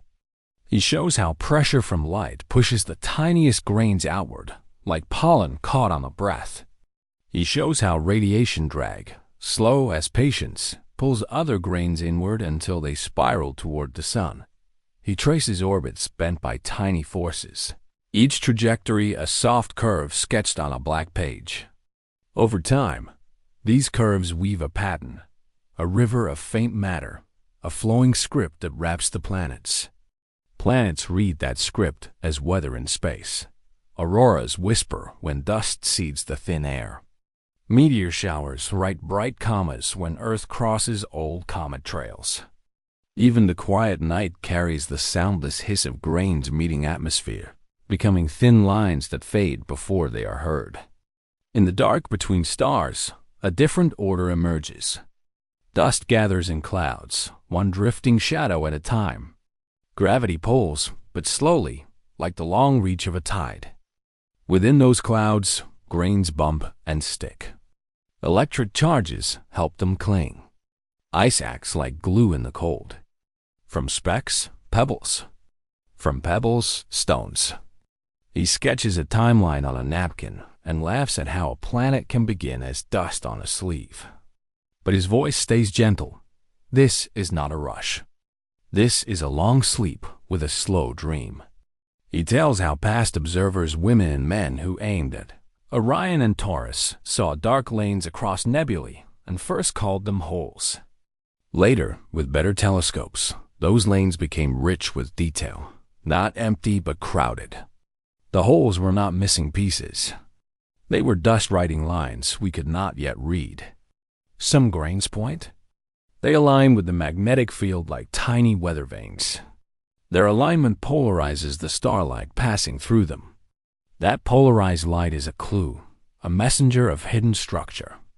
He explains in clear steps how a map of polarization becomes a map of invisible bones, magnetic ribs shaping a cloud. With such maps, astronomers have learned that fields can guide matter the way reeds guide water in a stream, steering dust into filaments and knots. Those knots become cradles, and within those cradles, new stars blink awake. He keeps his tone simple. Dust can dim, yes, but it can also protect, shade, and gather. In its shadow, warmth can hold. In its cover, molecules can meet and bond. If you step outside and look up, you are part of this script. The air between you and the stars holds a little dust from broken rock, a little salt, a little ash, and high above, the finest meteoric smoke. Your eyes already read through many veils before they meet the sky. Yet the sky still speaks clearly. So he invites you to breathe slowly, to imagine how a grain moves through that wide dark. Does it ride light? Does it drift along a magnetic curve? Does it fall inward, tiny and brave? These are small questions with big answers hiding behind them. He returns to the anomaly and shows its quiet strength. Across weeks, the strange spectral line stays steady, even as the object it marks moves along its orbit. It brightens when sunlight hits at a certain angle, then softens, as if shy. They model it with simple shapes, a grain coated in layers like a tiny onion, silicate core, carbon skin, an icing of frozen organics, perhaps a thin layer of something reactive that changes when warmed. It is both familiar and new, an echo and a fresh word. If it is a harbinger, it is a harbinger of learning. The team adds more nights, more comparisons, more checks. Wonder sits beside caution at the console. He speaks of names without naming. Not to keep secrets, but to keep the pace slow enough for sleep. He explains how science holds both the poem and the proof. The poem is the image, a comet as a brush that hides a star for a beat, a nebula as a page where dust draws blue edges around dark lanes. The proof is the dataset, the counts, the errors, the lines that match across instruments and nights. Both are needed. Without the poem, the work is dry. Without the proof, the beauty fades. In the balance, fear melts. Curiosity has room to breathe. The question returns, like a soft echo in a large room. If dust writes across the heavens, who holds the pen? Is it random chance, throwing grains wherever they may land? Is it a shepherding force, magnetic lines curving like gentle rails, light pressure nudging like a careful hand, pressure waves from old supernovas pushing matter into sheets and threads? He does not close the question. He lets it rest the way one lets a tired bird rest on a windowsill. He promises only this: the sky is not careless. It obeys rules that make art as a side effect. He stands at the control room window and remembers how, long ago, someone first noticed that stars near the horizon look redder. That small clue opened a path toward understanding extinction, the way dust dims and colors starlight. From that path grew many others: how to measure a cloud's depth, how to find a young star behind its veil, how to count planets forming in a disk like rings growing in a tree. Past discoveries make the present feel firm underfoot. Future ones will arrive in the same slow way. A new line here, a tiny dip there, a curve that refuses to match the model until the model learns to be wiser. So the chapter rests in a calm place. The telescope hums, the spectrograph breathes, the night leans in. Dust moves, but not in a hurry. It dims, and sometimes it composes shapes, arcs, tails, and threads that teach us to read the sky with patient eyes. If you are listening as your own room darkens, you can picture those grains drifting like quiet snow far above weather and sound. Somewhere in that hush, a new signature waits to be seen. The glow fades toward the horizon, and in its fading, it carries a soft, unfinished sentence like a line paused mid-air by invisible hands, so gentle that the silence deepened. Yet hidden in that silence was something waiting to be understood. Gravity speaks in silence. It does not glow or shout. It folds space with a patient hand, and things obey. In the soft dark between stars, gravity is a shepherd without a face. It gathers what drifts. It guides what wanders. Tonight, the sky is a quiet field, and the narrator's voice is a lamp. Held low, showing only what needs to be seen. He begins with a simple claim. The Milky Way hums with hidden structure. You cannot hear it, but you can feel its order in the way orbits slip and trajectories bend. Asteroids fall into step with each other, not by choice, but by rhythm. Their paths lock into resonance, like two pendulums ticking in time. Even when the rocks look random, there is a faint drum beneath them, a beat set by something larger, something unseen. Astronomers had watched this before. They had traced families of asteroids packed near the gaps of Jupiter's pull. They had learned how a giant planet can sweep a lane clean, then leave a crowded edge where small bodies collect. But here, the pattern is stranger. The objects are dim, dusty, and far out beyond the known outline of the easy-to-name worlds. They drift like old ships in slow seas, and yet their spacing repeats. It is not loud. It is a murmur, a cosmic whisper, carried along the plane of starlight like a rumor that refuses to die. The narrator speaks of shepherds, not herders with staffs, but compact objects with gravity like a tight fist. A small black hole could do it. He says no bigger than a city, yet with mass that makes space curl. A lonely exoplanet, wide as Neptune and cold as a memory, could do it too. Even a cluster of dark, ancient fragments, bound together by their own weight, could press the dust into order. None of these show a clear face. They move slowly, timeless as destiny. They are invisible unless you measure what they cause. Watch the dust. That is the lesson. In the beam of a telescope, dust is a gentle veil across the night. It dims the stars by a breath, by a shade you feel more than see. But if a shepherd passes, the dust answers. Brains nudge closer. Paths tighten. What was a cloud becomes a stream.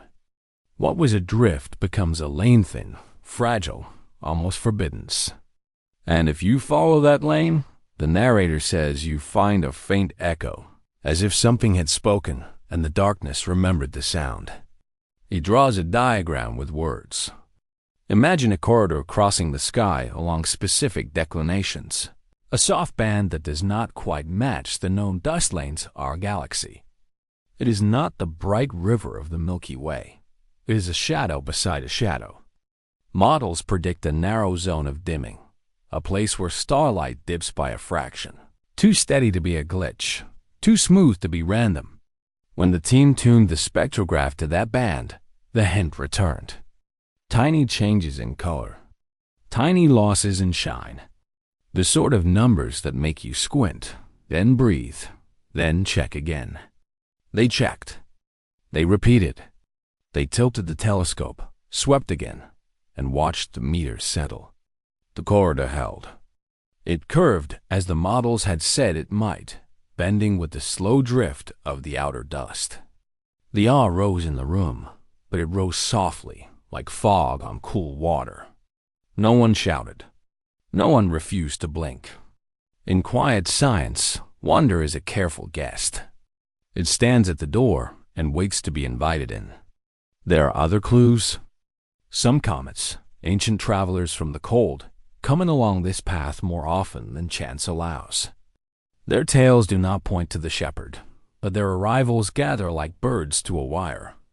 A few asteroids in the high dark show wobbles in their path that make more sense if a heavy thing tugs from far away. None of this is proof, the voice admits. It is a pattern in lantern light. Yet the pattern persists. The unexplained holds its shape as if someone designed it to be noticed only by those who look long. The narrator's calm remains. He explains how a compact object could gather dust into a forbidden slime. In plain words, gravity collects, then releases, then collects again. Think of tides flowing around a rock. Upstream, the water splits and thins. Downstream, it braids, forming channels. These channels are the lanes we see, a held breath in the dust, a low note in the noise. If the shepherd is small, the lanes are narrow and quiet. If the shepherd is strong, the lanes are crisp, almost sharp. What the spectrograph hears is the narrow and quiet kind, a breath, a hush, a secret. A question drifts across the room like a moth drawn to a lamp. Is the shepherd natural or crafted? The mind knows the safe answer. Nature is inventive. Planets form. Black holes roam. Tiny galaxies pass through like sparks that never quite go out. But the question stays because the corridor is so neat and so constant. If it were a message, it would be a gentle one. Not a blast. Not a beacon. A reply. A reply that says, "We learned the same language you did. We learned to write with gravity." He does not claim it. He says only that a secret may wait at the pattern's edge. The edge is a place where meteors fall more often than elsewhere, where their trails line up like thin handwriting across a page. When they burn, they reveal what the dust is made of, and the dust tells its story in chemistry. If the elements are odd, too pure, too mixed, or folded in layers that do not happen alone, then the shepherd works with tools. If the elements are plain, then nature is enough. For now, the meteors are few. The sky is wide. Patience, like gravity, must do the slow work. He returns to the hum of the galaxy. Stars circle a center they cannot see. Nebulae bloom and fade like breath on glass. Orbits relax, then tighten. It is a long music, and people have only heard the first bars. In the past, they mapped these songs with pencil and foam. They watched plates of starlight dry in darkrooms and trusted their hands more than machines. Now the machines whisper in digits, and the whispers match. The old ways and the new ways bow to the same conductor. He gives the listener a way to feel this. Close your eyes, he suggests. Picture a slow river of dust, so thin you could pass through it and never know. Place a heavy pebble in that river. Watch the lines form and flow around it. Far away, a leaf drifts into one line rather than another. Much later, a second leaf, and then a third. You might think the leaves chose. You might think chance smiled. But the river remembers the pebble. The leaf remembers the river. The shepherd is only the quiet cause. In the future, he says, new telescopes will watch this corridor from above the atmosphere, where the air does not confuse the light. They will measure the dimming to the 1,000th%. They will track how the pattern slides with the seasons of the galaxy. They will tug at the numbers and see if they ring. If they do, the shepherd's mass can be weighed, its path traced, its age guessed. If it does not ring, the pattern will fade into the long list of beautiful mistakes, the kind that still teach. Between these visions, the present returns. A comet sheds a veil. An asteroid flickers. Somewhere, far from the warm glow of city nights, A telescope turns like an ear seeking the softest sound. The spectrograph's hint waits in the data, modest and stubborn. The narrator's voice falls to a thread. If a shepherd exists, it is not in a hurry. It does not need us to notice. It moves as if time were a calm ocean and it were a stone at the bottom, shaping currents that only the surface can see. He speaks once more of craft. If minds made this, they chose patience as their brush. They wrote in lines of darkness, not light. They trusted that another mind would see the odd curve in the dust and wonder why. Perhaps that is the real message, not the lane itself, but the act of looking, the habit of care. To watch the night with such tenderness that even a small change becomes a story. To hold that story lightly, with hope but not haste.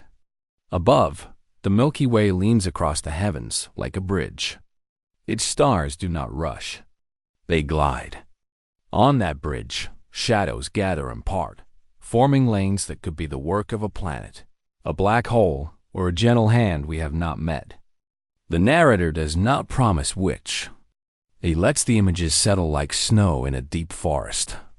The air cools. The mind grows still.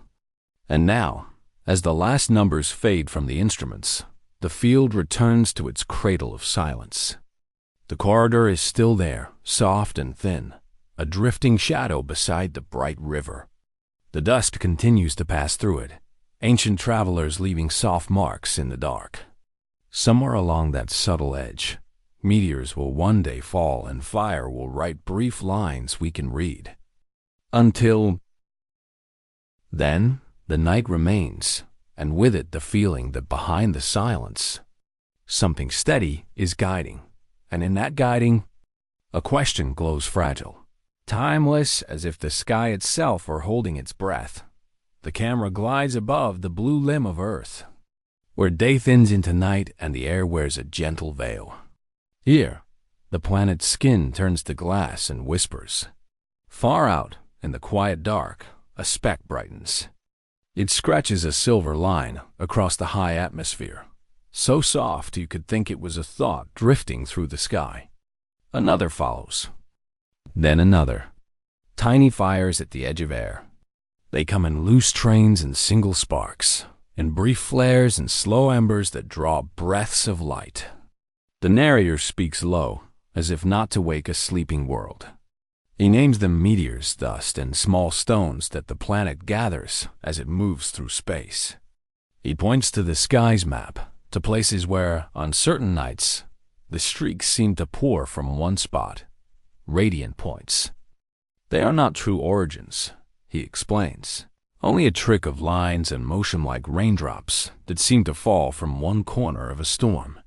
But the feeling of a source remains, a soft geometry against the stars, a place your eyes return to and wait. He lists the familiar showers like old friends, the Perseids, the Geminids, the Leonids, each with its rhythm, its season, its shy personality. Some nights are busy, full of quick little sparks. Other nights are quiet, and a single flare can feel like a gift. Lying under those paths, you could imagine messages being written at superhuman speed, letters that burst into being and fade before you can say their names.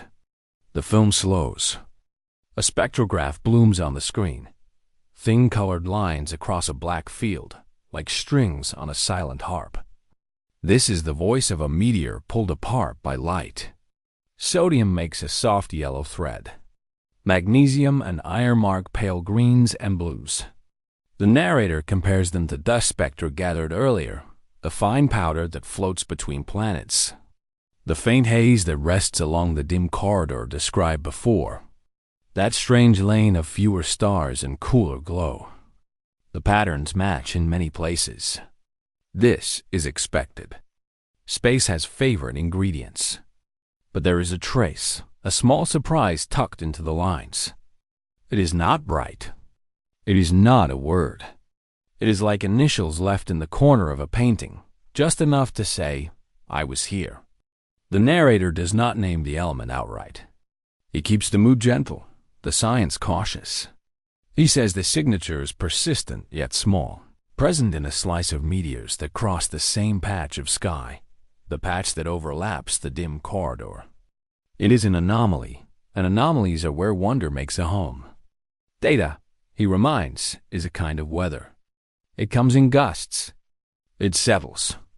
It changes when you change how you look at it.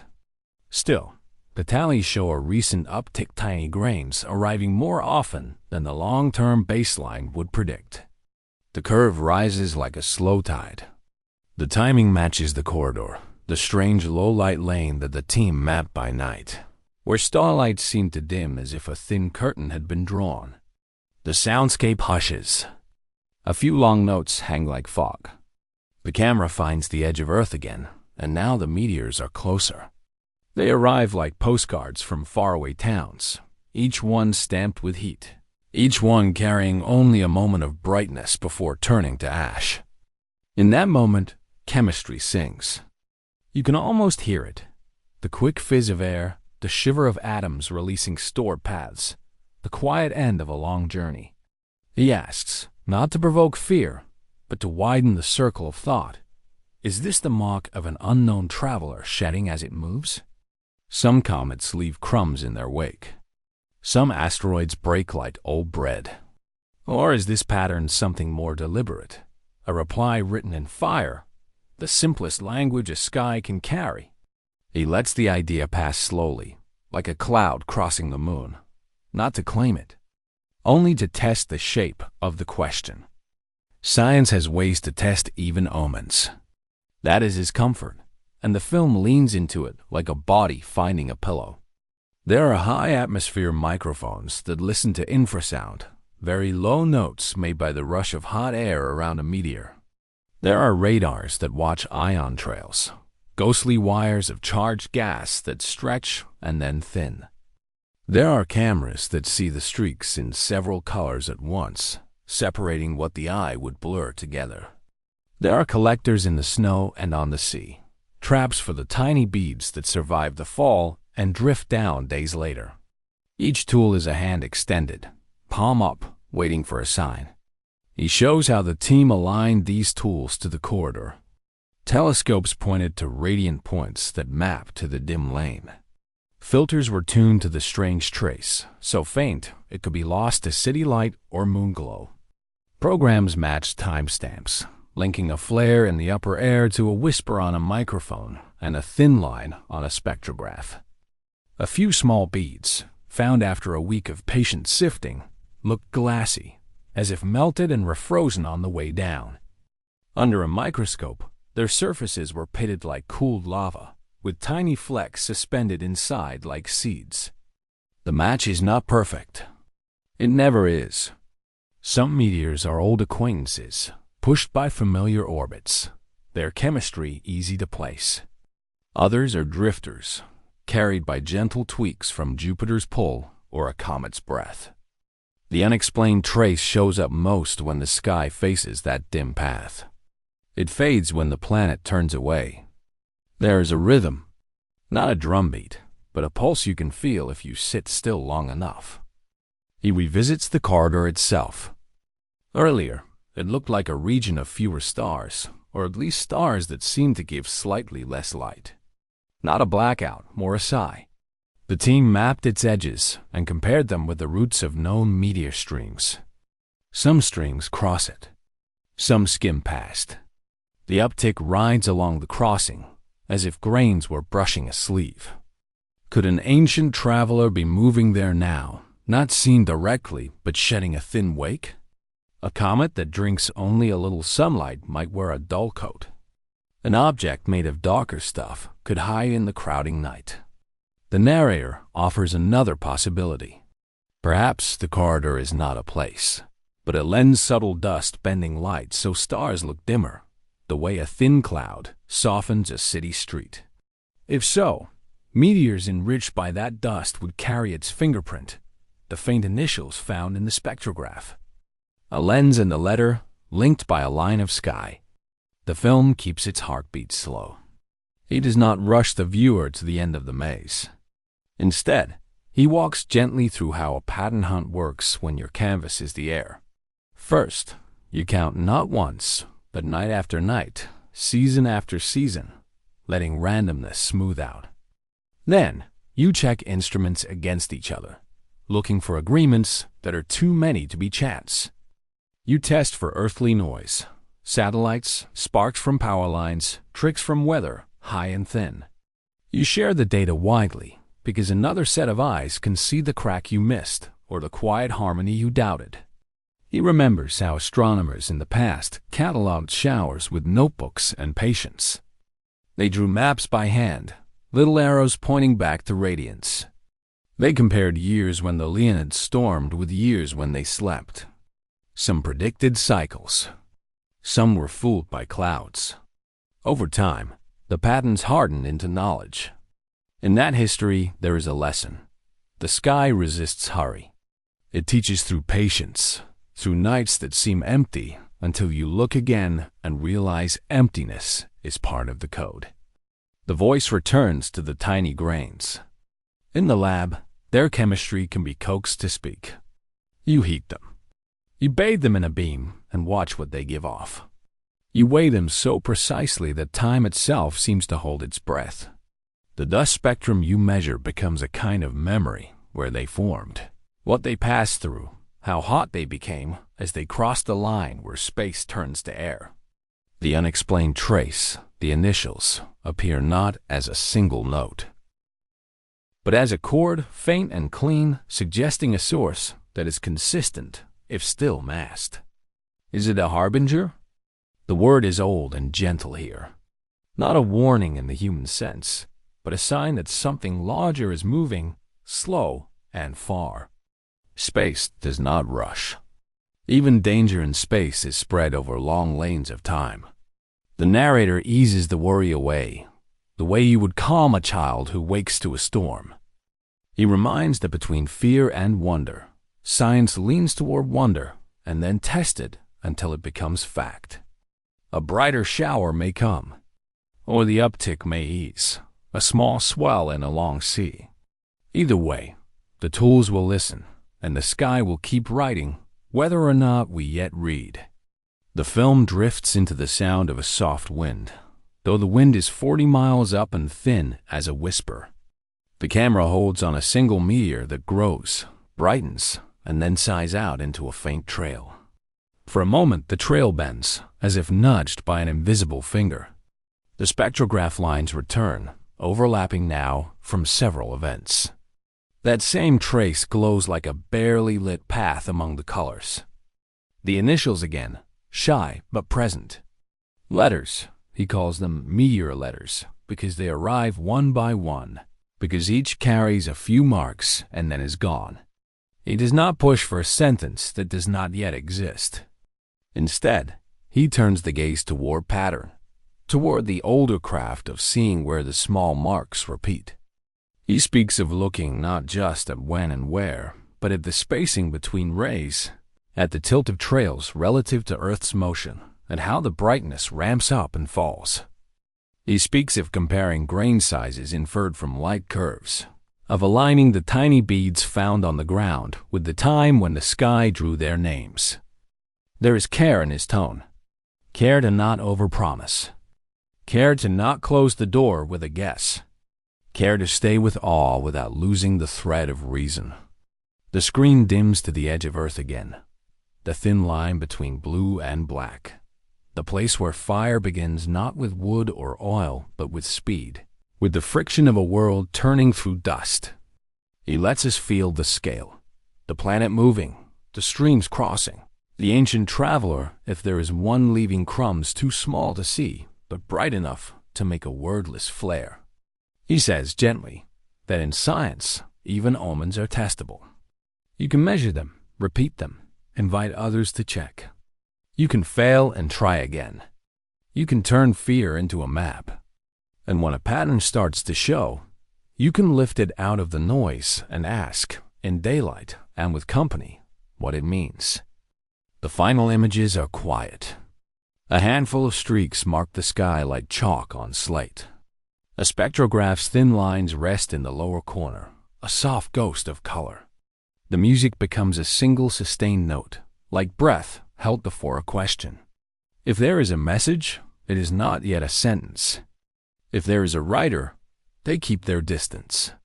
The glow fades into the horizon, but in its fading, it carries a question that lingers in every watcher's mind. He sits in the hush between ticks, listening to sleep breath rise and fall like a soft metronome. Outside, the sky is clear, a deep bowl of velvet with slow travelers crossing meteors, the broken crumbs of comets, writing quick lines no hand can hold. On his screen, they are not streaks, but numbers. Arrival times, brightness curves, colors stretched into spectral lines. He lines them up the way a child lines up shells on a shore, careful, patient, in search of patterns that feel like meaning.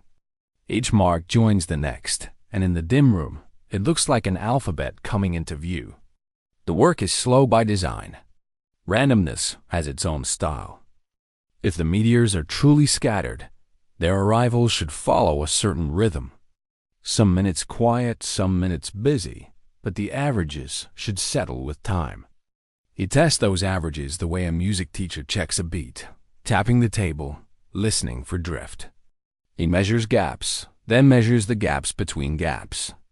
He spreads brightness across charts, peaks here, valleys there, letting the curves breathe like gentle waves nearing shore. The spectrograph adds color to the story. Sodium makes a warm note, magnesium a cooler one, iron a faint blue-gray tone. Each line in the spectrum is a fingerprint, a recipe card from an ancient kitchen where the solar system baked its stones. He does not chase prophecy in these colors. He looks for order, sequences that repeat, pauses that feel intentional, heavy elements clustered together like bold letters dropped into a line of lowercase. If there is a message, it will not shout. It will whisper, then whisper again and again, until the whisper itself becomes a shape in the noise. The tests begin with simple trials. He checks whether the meteors clump more than they should, little bursts of activity that arrive too neatly to be chance. He slides a window along the timeline and counts how many brightenings live there, then slides the window again, not rushing, never forcing the pattern to appear. A quiet alarm rings in the data. It is not a siren. It is not even a bell. It is the feeling of a page that refuses to lie flat. The distribution does not scream signal, but it does not settle into pure randomness either. It resists gently, a soft nudge within the anomaly itself. He could stop there and make guesses, but he has learned not to trust first feelings. Instead, he brings in a control, something steady enough to be a yardstick for the night. He reaches for pulsars, dead stars turned into lighthouses, spinning with clocks older than cities. Their beams sweep the galaxy with perfect patience. Even across great distance, their rhythm holds true, tick after tick after tick, like rain on a roof that never misses a shingle. If his instruments wander, the pulsars will reveal it. If his math drifts, the pulsars will not forgive him. The pulsar timing remains clean. The beats line up the way train wheels line up with evenly spaced rails. That steadiness gives him ground under his feet. Whatever strange variance he sees in the meteors is not due to the timing chain, not due to the code that checks the code, not due to a sleepy machine forgetting the seconds. The fault or the feature lies closer. It may be mere Earth space, with tiny dust flows funneling toward our planet like invisible rivers. It may be our corner of the Milky Way, where clouds of coal gas bend starlight and slow faint stones. The whisper belongs to our neighborhood, not to the whole sky. He maps the radiant points, the places the meteors seem to come from like pushpins pressed into a black map. Some radiants match known showers, tied to old comets by memory and orbit. Others are loners that appear where they should not. He strings thin lines between them, measuring angles, comparing nights. The pattern is like handwriting seen through smoke, parts of letters, strokes that almost meet, fragments that suggest grammar, but stop 2 steps short of a sentence. He wonders gently whether a sentence is even the right shape to expect from falling rock and thin light. The brightness curves bring their own quiet hints. Some meteors flare, then fade in a neat arc. Others start shy, leap bright for a breath, then soften like embers under snow. He overlays dozens, then hundreds, letting similarities nest together, letting outliers sit at the edge like shy birds. The averages hold, but not too tightly. They hold with a looseness that feels human? No, not human. Local. Influenced by wind in the upper air, by density changes, by fine dust shifting in lanes we do not see. The sky is not empty. It is a river delta of particles and forces, and the meteors are reeds that bend to its hidden flow. He remembers, with a small smile, how stories grow from little pushes like this. Someone once saw a strange star refuse to twinkle and called it a planet. Someone once saw a star dim then brighten and learned it had a tiny companion crossing its face. Now he sees spacing that avoids perfect chance. An anomaly within the anomaly. He will not call it a messenger. He will not call it a harbinger. He calls it what it is. A pattern worth keeping awake for, a line worth reading again in the morning light. To keep his calm, he writes down what is not happening. There is no sudden code in prime intervals. There is no secret word spelled by spectral lines hopping between elements. There is no bright shout hidden on the 13th minute of every hour. The sky does not perform for us. It carries on, ancient and patient.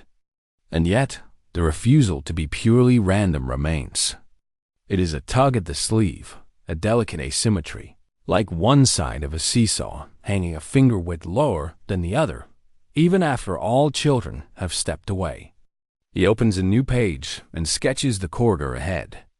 If the signal, if one can even call it, that lies near us, then the next step is to give shape to near. He imagines a 3D map of local space. Dust lanes like pale spider silk, star positions like lanterns, and quiet voids like rooms with the lights off. He marks where the solar system dips through the plane of the galaxy, where streams of old comet debris still follow ancient paths. He lists the tools for this map. Starlight reddened by dust, background glow in microwave and infrared, the way satellites taste thin particles at the edge of the atmosphere. Data becomes walls and hallways. The corridor begins to form. You can almost feel his breath slow as the plan settles. First, he will build a simple scaffold. Earth here, moon there, the orbits of major showers drawn like familiar roads.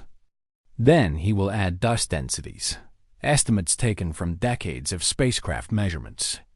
Then, spectral hints of what the dust is made of: carbon-rich grains, silicates, iron-bearing crumbs.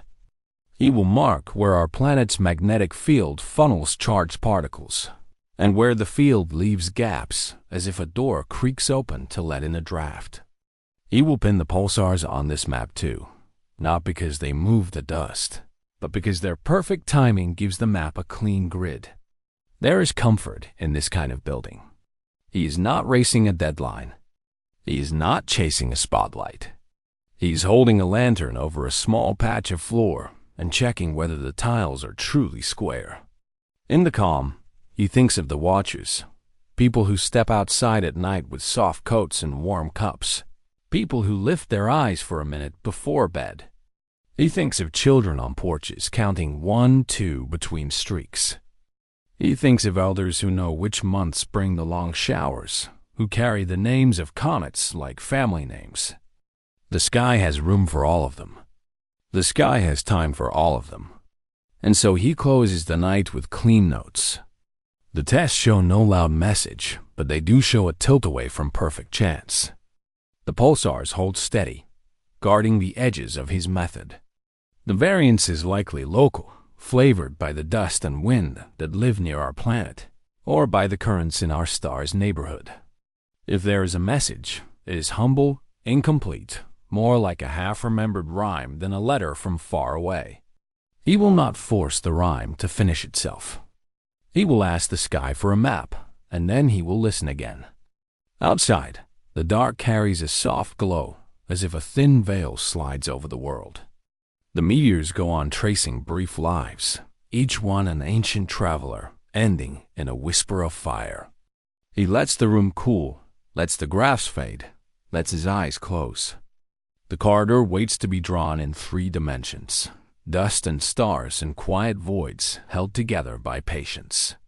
The silence deepens, yet hidden in that silence is something waiting to be understood.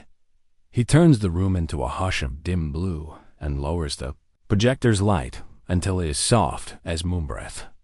The map appears 3 dimensions, opening like a slow tide.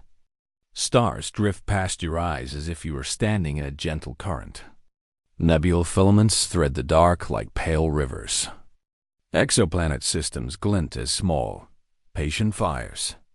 Between them sit pockets of quiet, islands of darkness where the sea of space looks deeper, thicker, almost velvety. It is not empty. It is resting. His voice comes with the same slow cadence. He does not hurry the sky. He names the compass of this place, not in north and south, but in wavelengths and time.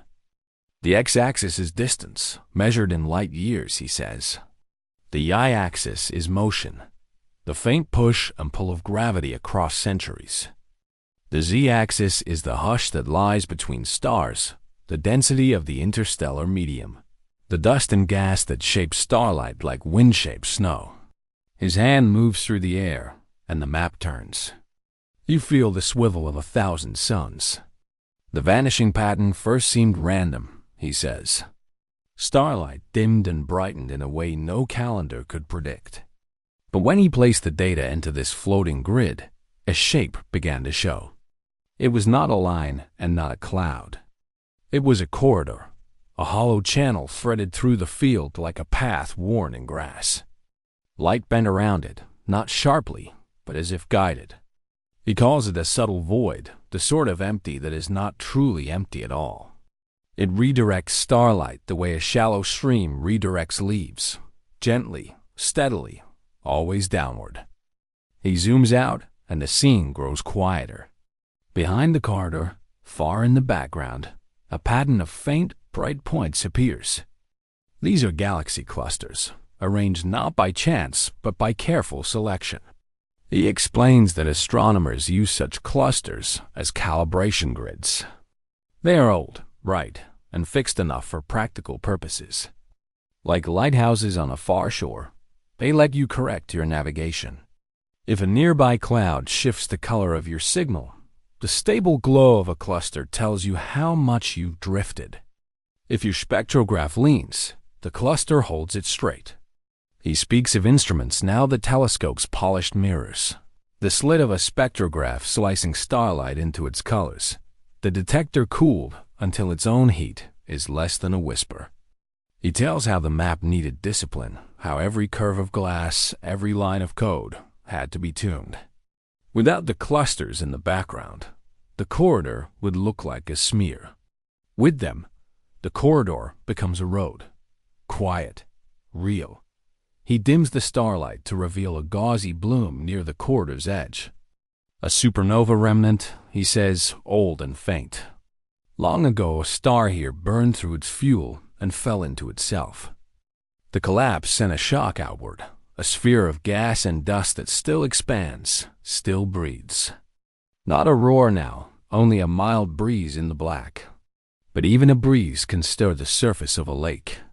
The remnant's edge presses on the surrounding medium like a slow oar, through water. And where it touches the corridor, the path ripples a little, changes speed, hesitates. He leans closer, and the overlay appears, faint lines, soft arcs, translucent markers that treat the map like a music sheet. Trajectory guesses, he says. They are not roads on the ground. They are threads of possibility. A few of them weave through nebula filaments like threads through cloth.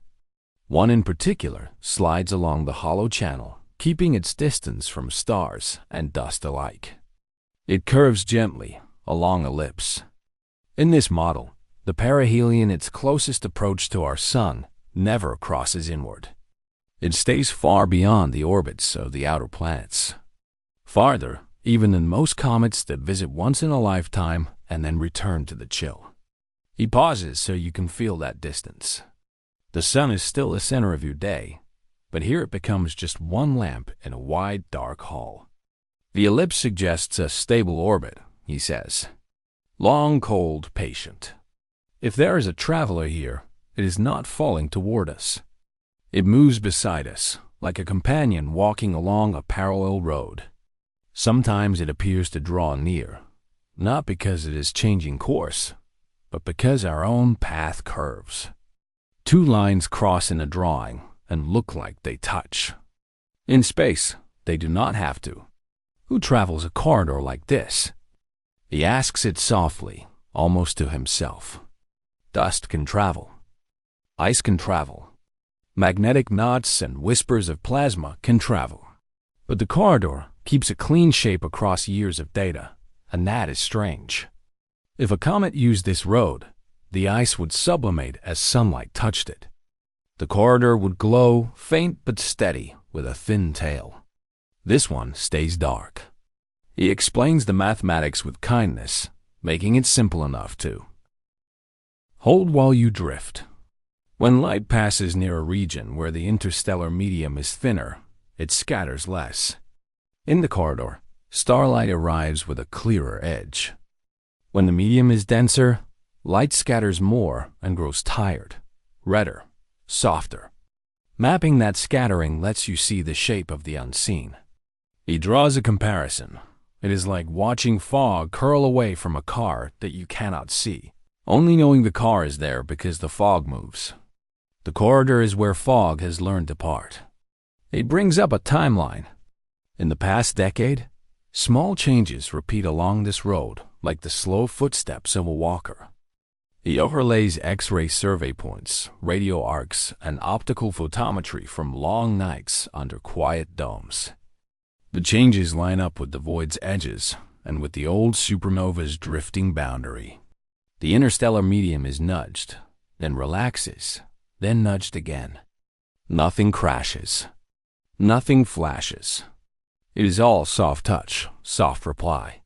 He speaks of exoplanet systems now, their tiny motions marked as dots along the corridor's ceiling and floor. These are distant and unrelated by distance, yet they serve as a lattice, a backdrop to judge the corridor's sway. Planets orbit their suns like beads on strings, and those strings become part of the map's mesh. Here, a red dwarf with two small worlds. There, a sun-like star with a planet that skims so close its year is only days long. They look like lanterns left along a field to mark the path. They are not the reason for the corridor, but they keep you oriented as you follow it. He makes room for your question, though you do not speak it aloud.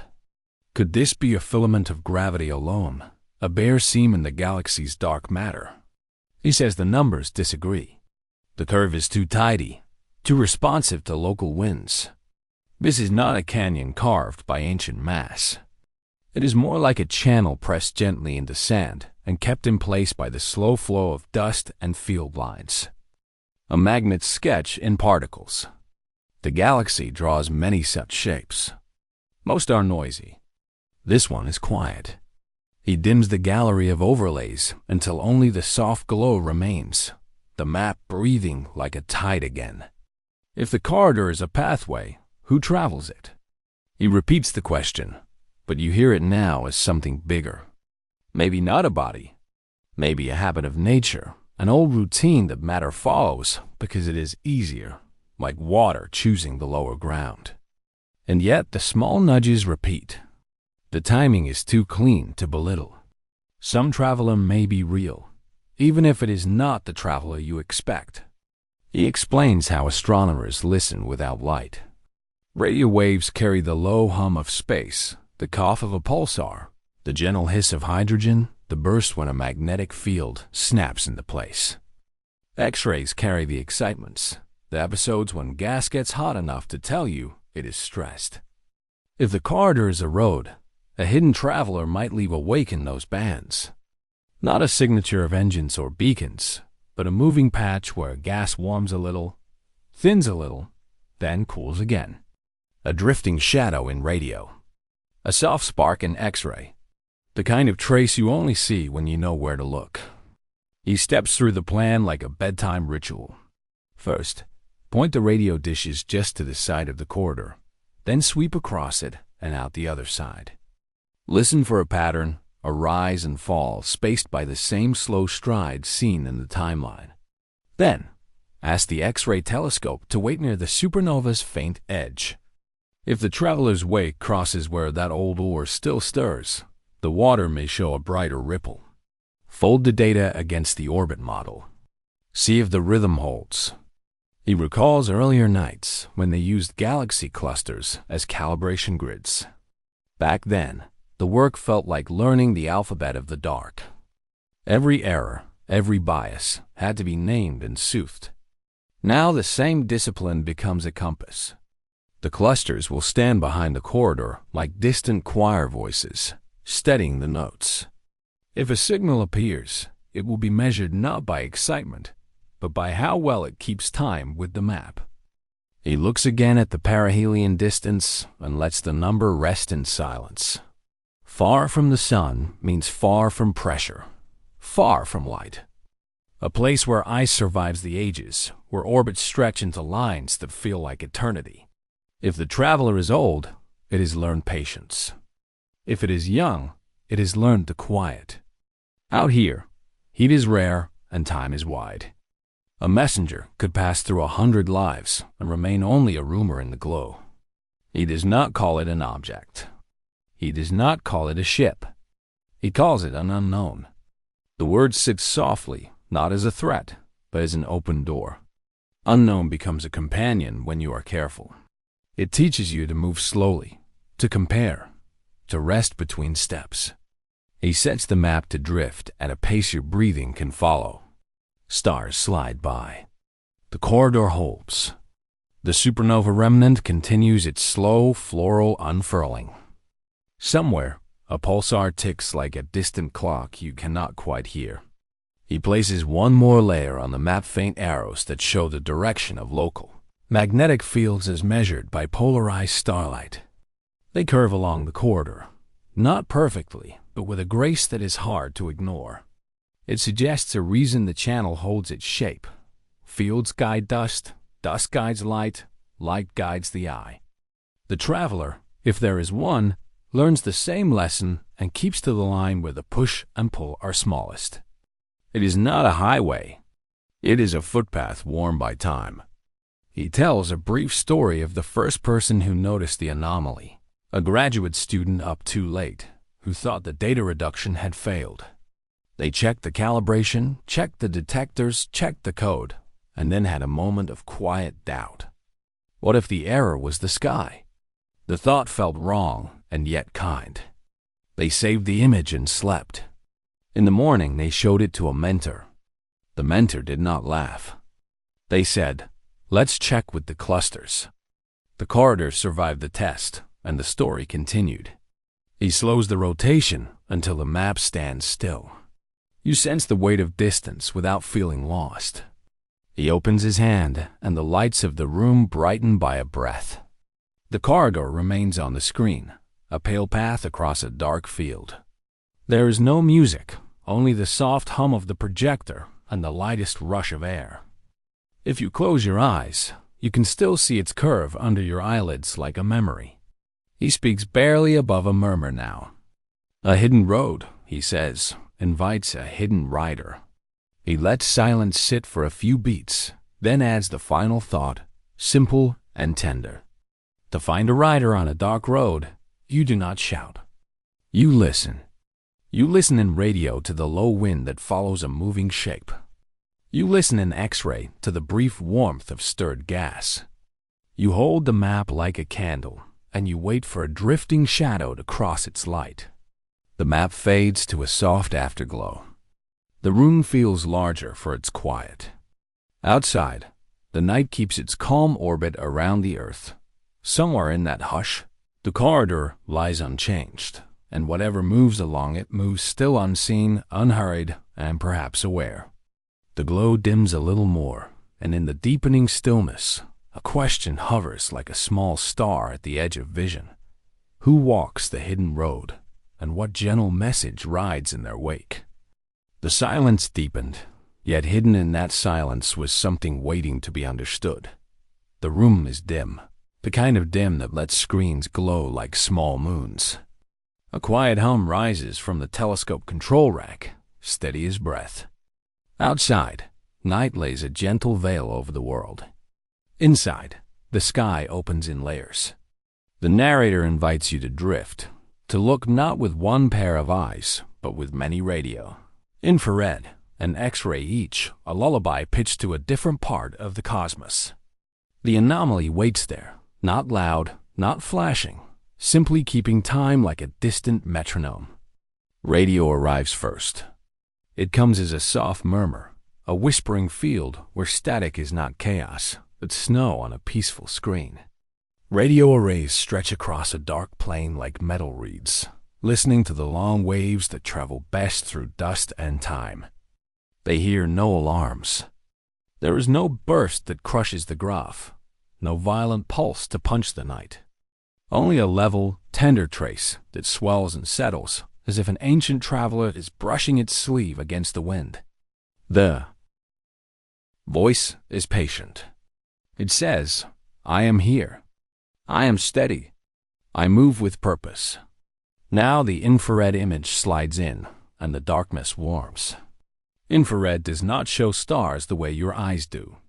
It shows heat, the glow of dust, and the quiet work of cooling stones. Warm dust makes smooth rivers across the frame, glowing like embers under ash.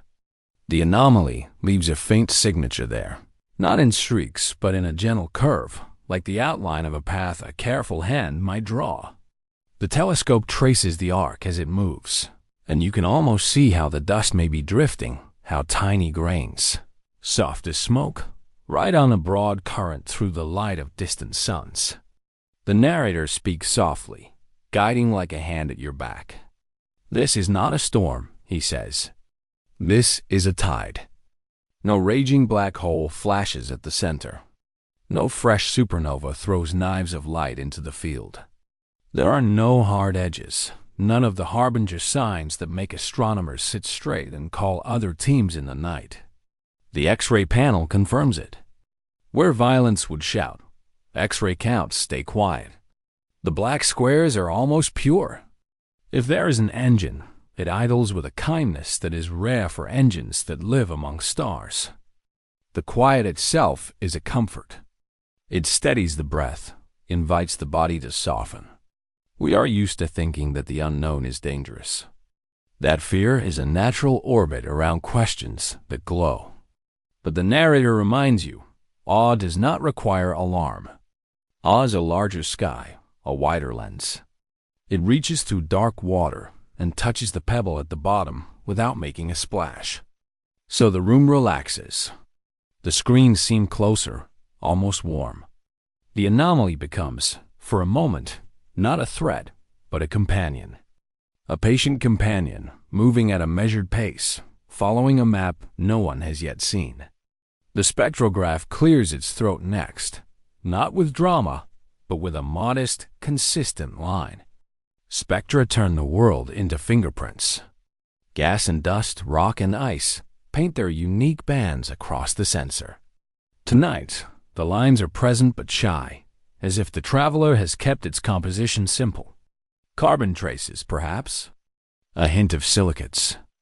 A profile that could belong to dust, warmed by a distant star and cooled in the open shade.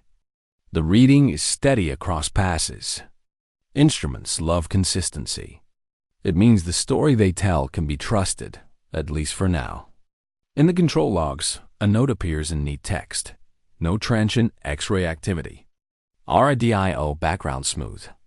Air warm dust consistent over 3 nights. Each line is a small promise. The telescope continues to track, and the anomaly keeps its schedule as if following a map only it can see. The gentleness of that schedule becomes its most curious part. Not random, not ragged, but an organized drift. What moves like that in the quiet? The mind sketches possibilities.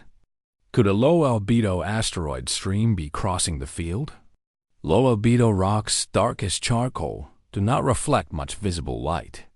They hide from easy sight, but in infrared, they whisper their warmth. A stream would move together, a family of bodies traveling the same corridor. It would not roar. It would pass like a shadow over a soft glow.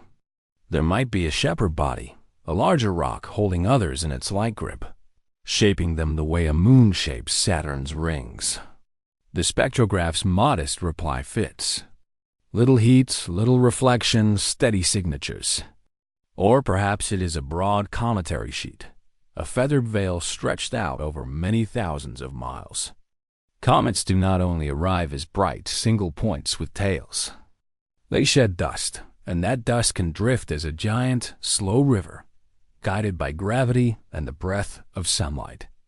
A sheet might look like this, a faint curve in the infrared, a near silence in X-ray, and in radio a hush with tiny regular flutters like moth wings near a lamp. The narrator does not push decision. He lets the ideas float because the night is wide and allowing mystery to breathe is a kind of respect. You let your own breath match the instruments. In as the radio trace rises. Out as it falls. The room becomes a small observatory of the self. The body, like an orbit, finds the balance between pull and release. Data scrolls and curves, but it does not demand. It invites. This is the science of sleep.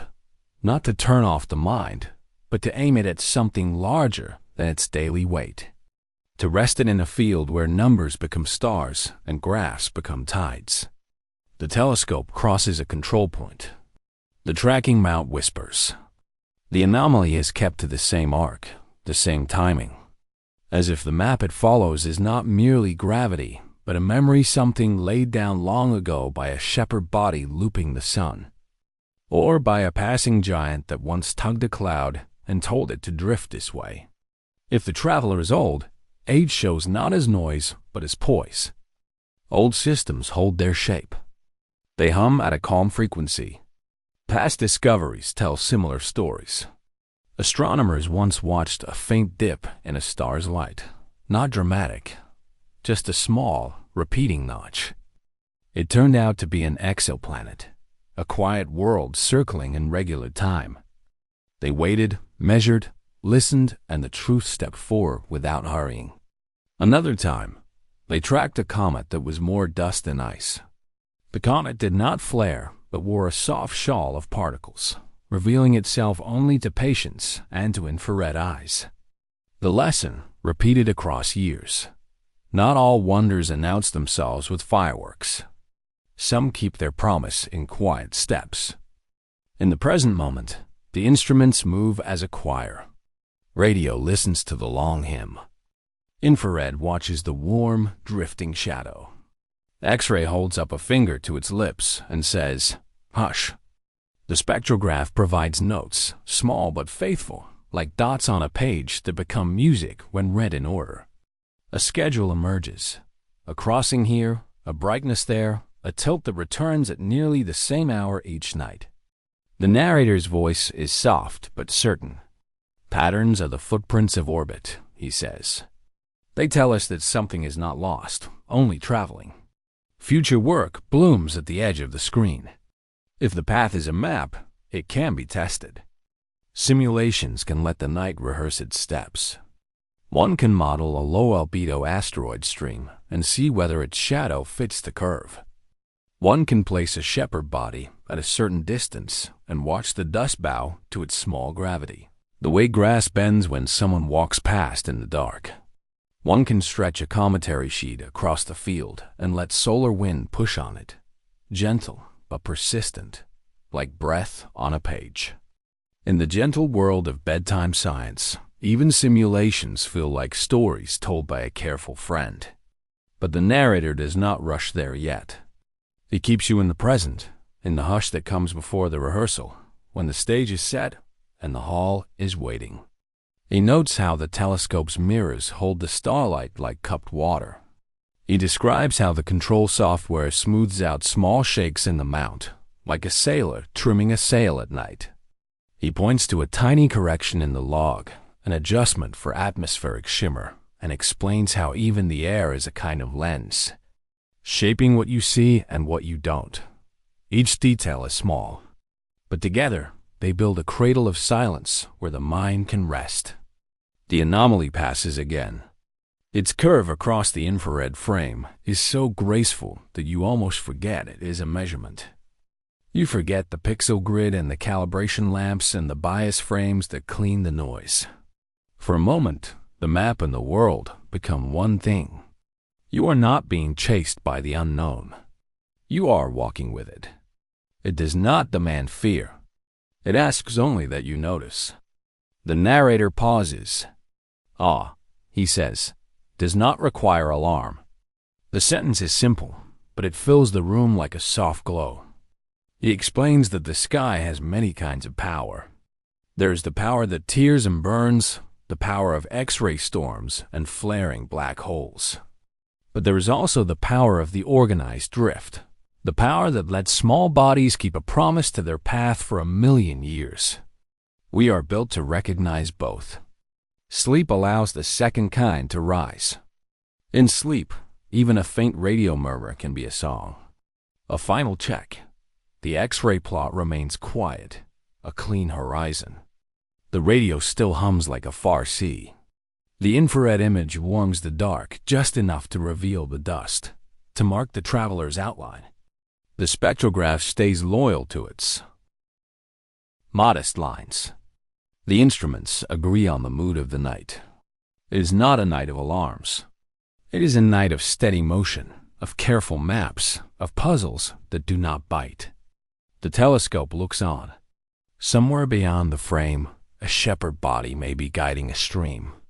Somewhere within the frame, dust may be turning in a soft orbit, holding memory like a thread.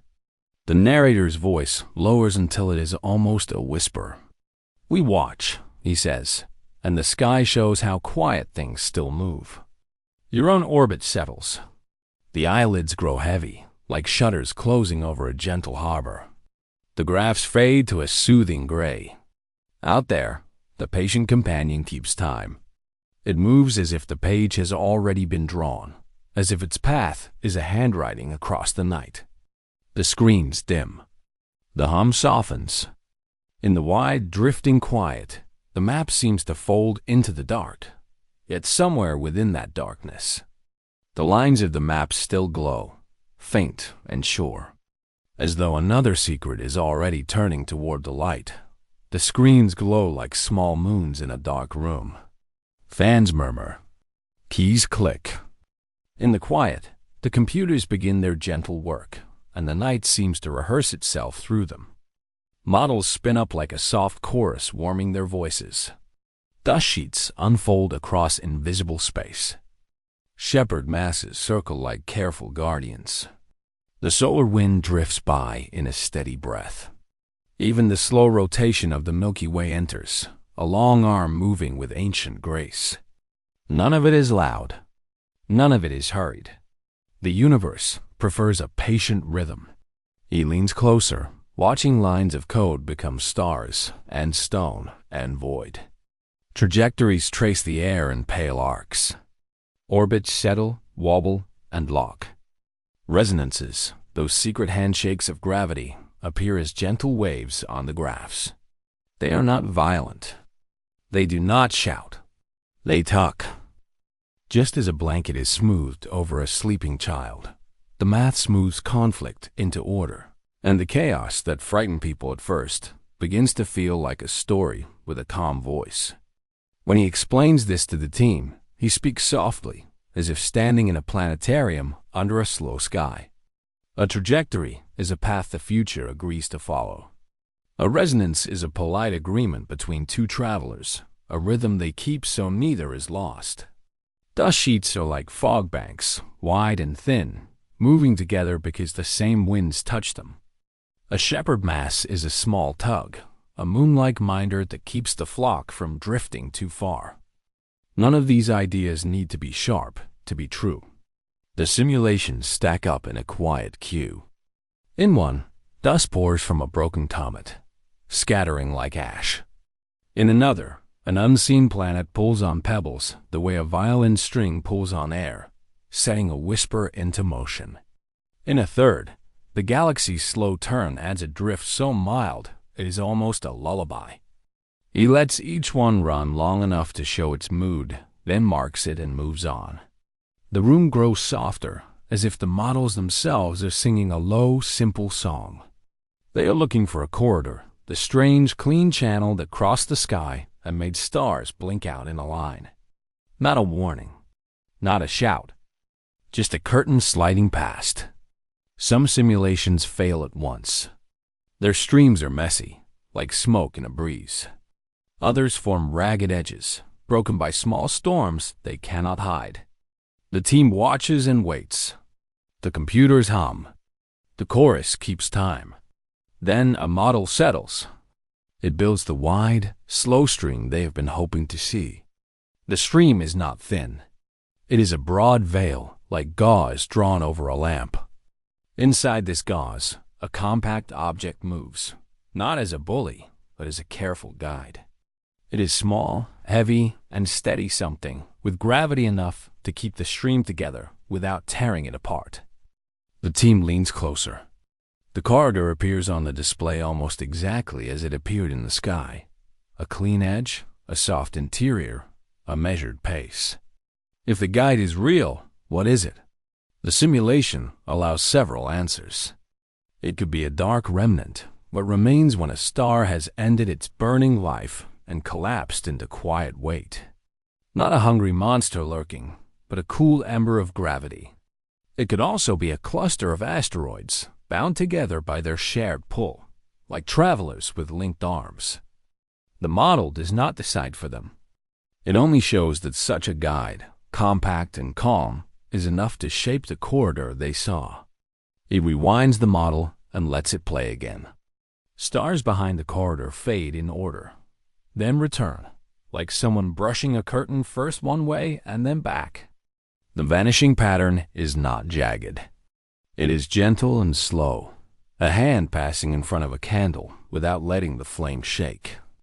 People feared a warning at first, because sudden darkness feels like a sign. But in this light, the darkness is just a passing shade. It does not shout. It lets the room rest. He marks the parameters: mass of the guide, width of the dust sheet, speed of the stream, angle of the solar wind, and the subtle tug from the galaxy's rotation. He explains how resonance keeps the dust from spreading too far, how the guide gathers and releases it in a long breath, how the sun's wind combs the strands so they fall into a smooth line. The words are simple, the way good tools are simple. The model sings on, as if the universe were made of music slow enough for sleep. But a tender question lingers, as soft as a moth at a window. Who stitched the curtain? Nature, almost always. When ice cracks from rock, when two bodies pull each other into step, when a breeze lays down fog, nature is enough. Chaos plus time produces patterns that fool the eye into seeing a plan. He knows this. The team knows this. Most mysteries end with common laws wearing uncommon clothes. Even so, the corridor's edges feel curated, as if a careful hand had smoothed them more than gravity alone would do. He does not declare intent. He does not erase the thought either. Instead, he returns to the data. He adds small noise to the dust sheet and watches the edges fray. Then he increases the compact mass and watches the edges sharpen again. The clean line returns when the guide is patient and steady, when its pull is kind to the passing grains. Kind is not a word the equations need, and yet it works. A kinder gravity does not clench. It holds. A kinder wind does not batter. It shapes. The corridor is a shape made by patience. He thinks of the shepherd moons of Saturn, how they keep the rings narrow and neat. No one calls those moons a message. They are bodies doing their work. Yet to stare at those rings is to feel that someone tidied the sky. He lets that feeling stand while the math does its duty. A compact guide could sit within a wide stream and keep its edge true for a long time, long enough to cross our field of view and make a row of stars fade and return like careful breaths. The human heart, even at rest, looks for meaning. It listens for whispers in empty halls, for messages in drifting shadows. That is not a flaw. It is a way of staying awake inside a vast world. He remembers the first reports, how people described the corridor as a harbinger, how they felt watched. He remembers the fear and the hush that followed. Now he has a stream and a guide that explain the sight without a watcher. The fear loosens, but the hush stays. Wonder can be quiet and still be full. He adjusts to the camera of memory. Telescope set to capture starlight. A spectrograph splitting that light to find the dust's fingerprint. Observers counting the seconds of each fade as if counting the beats of a sleeping animal. Past discoveries rise like lanterns. The ring arcs of Uranus, found by brief occultations. The curved dusk of comet tails. The shadows of exoplanets, small, regular dips that told us other worlds circle other suns. All were curtains once, each teaching patience to eyes that wanted answers fast. He speaks to the room without lifting his voice. If it's a dark remnant, he says, it's one that behaves like a careful neighbor. If it's a bound cluster, it is many small things acting like one calm thing. The simulation shows both as possible. The difference lies in the small wobble the corridor would show as it passes. A remnant would keep time with a deeper clock. A cluster would tremble just a bit, each rock with a slightly different mind. The team notes what to look for in the recordings. They let the models run on. Outside, the night is windless, as if listening. Inside, the numbers keep their slow steps. The galaxy turns with no haste. The sun breathes its steady wind. The stream flows across the model like a wide river at dusk, and the guide moves within it like a smooth stone under clear water. When stars in the simulation fade and return, he feels not a warning, but a kind of not a signal that says the sky can be tidy without being told.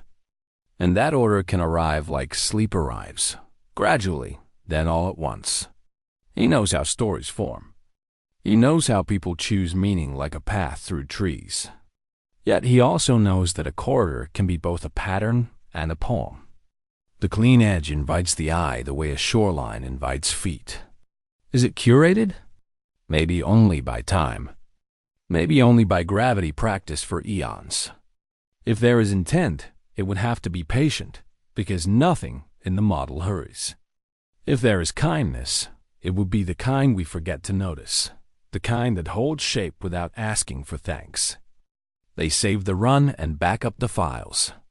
The room is almost dark now, except for the modest glow of the screens. He lets the final simulation loop.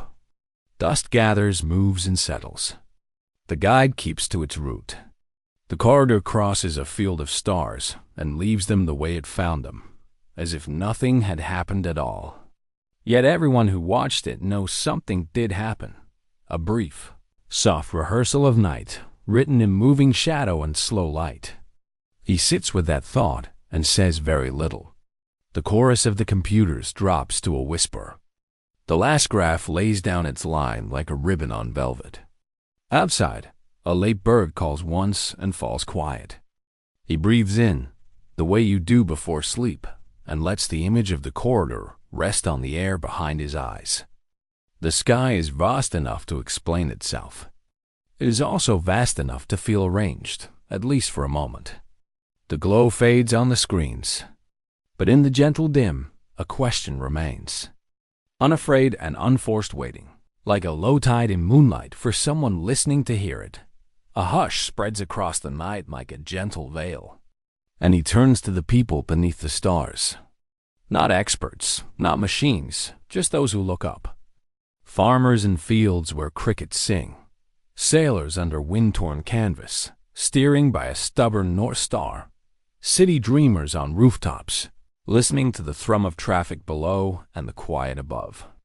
Each one carries a private map of hope and fear, stitched from memory, rumor, and the soft glow of distant lights. He names the truth kindly. Loneliness walks with wonder. The sky is wide, but the human heart wants signs. We read messages in cloud edges and the wandering of comets. A bright trail becomes a harbinger. A turn in the moon's face becomes a hidden warning. For thousands of years, minds made bridges across the dark. Some strong, some fragile, many made from stories. He does not blame us.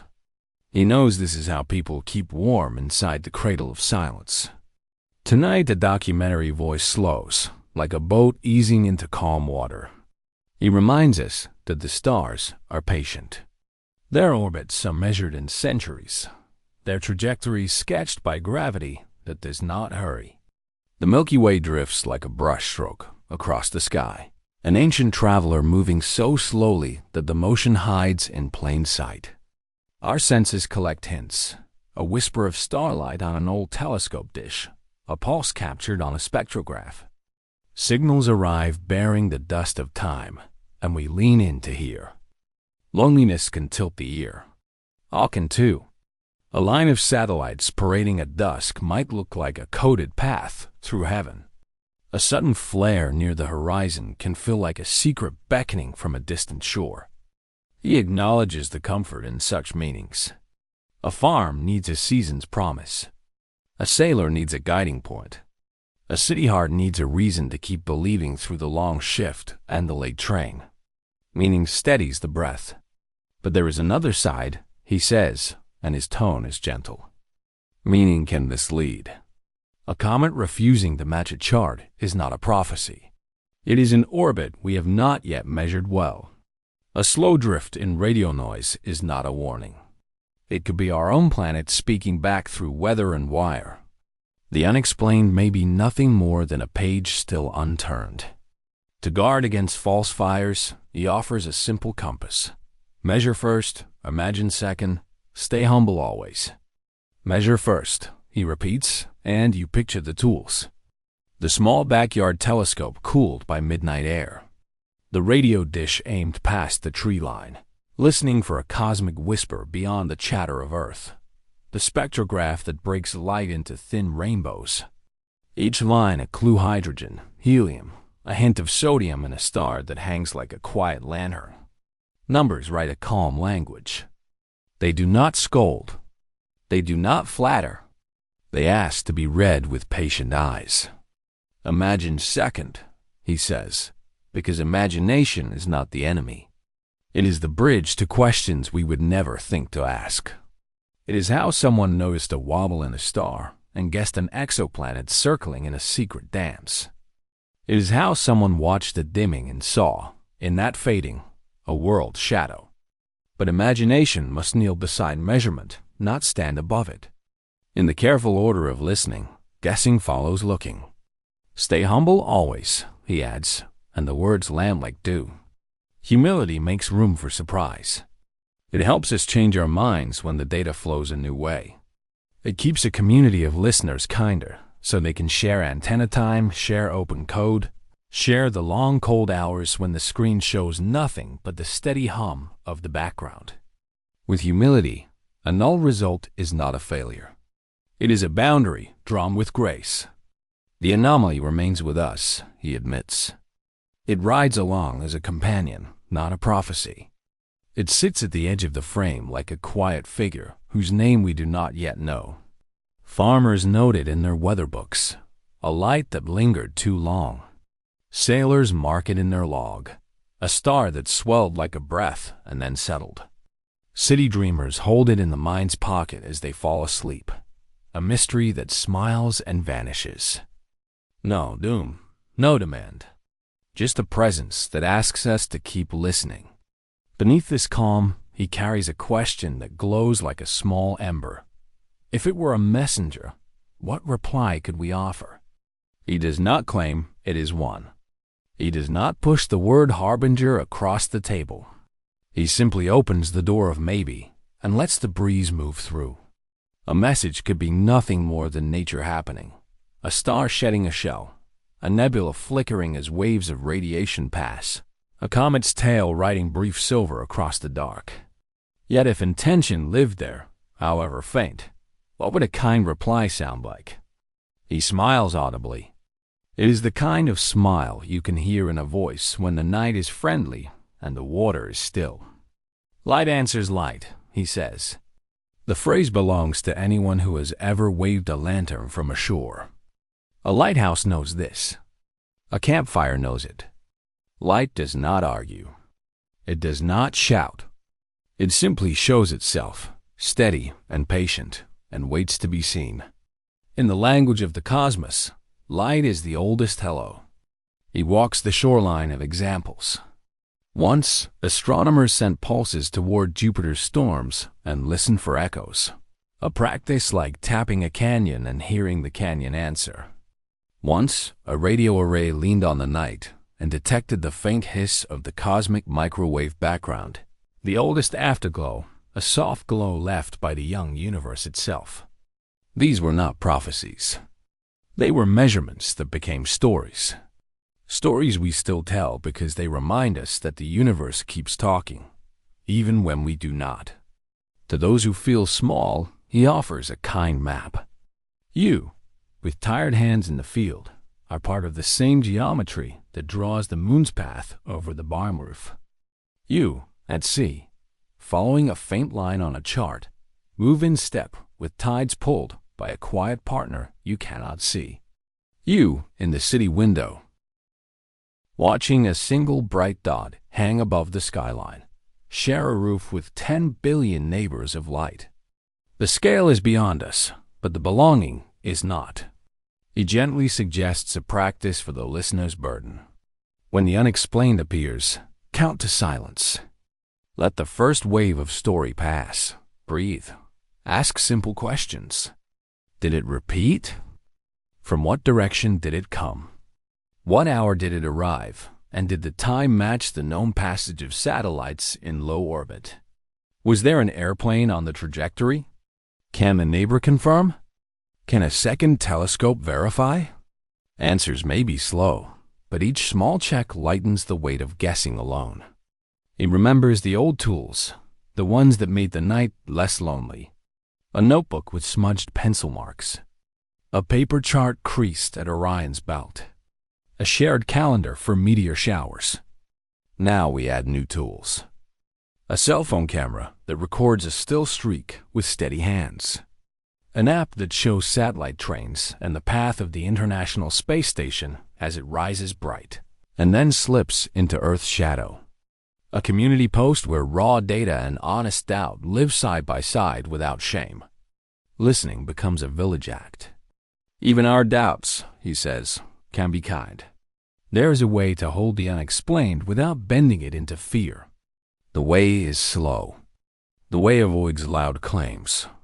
The way belongs to those who remember that most mysteries, when met with time, become familiar. Planetary orbits once confused sailors. Now they guide spacecraft. Comet tails once stirred crowds.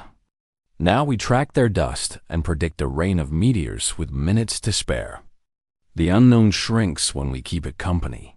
He turns once more to the anomaly, the quiet companion who refuses to be pinned to a label. Some nights it tugs at the mind like a half-remembered song. Some nights it fades so far we wonder if it was only a dream. He does not force an answer. He lets the question sit, as one might let a small candle burn in a window for a traveler not yet at the door. If it is only a trick of light, the candle still warms the room.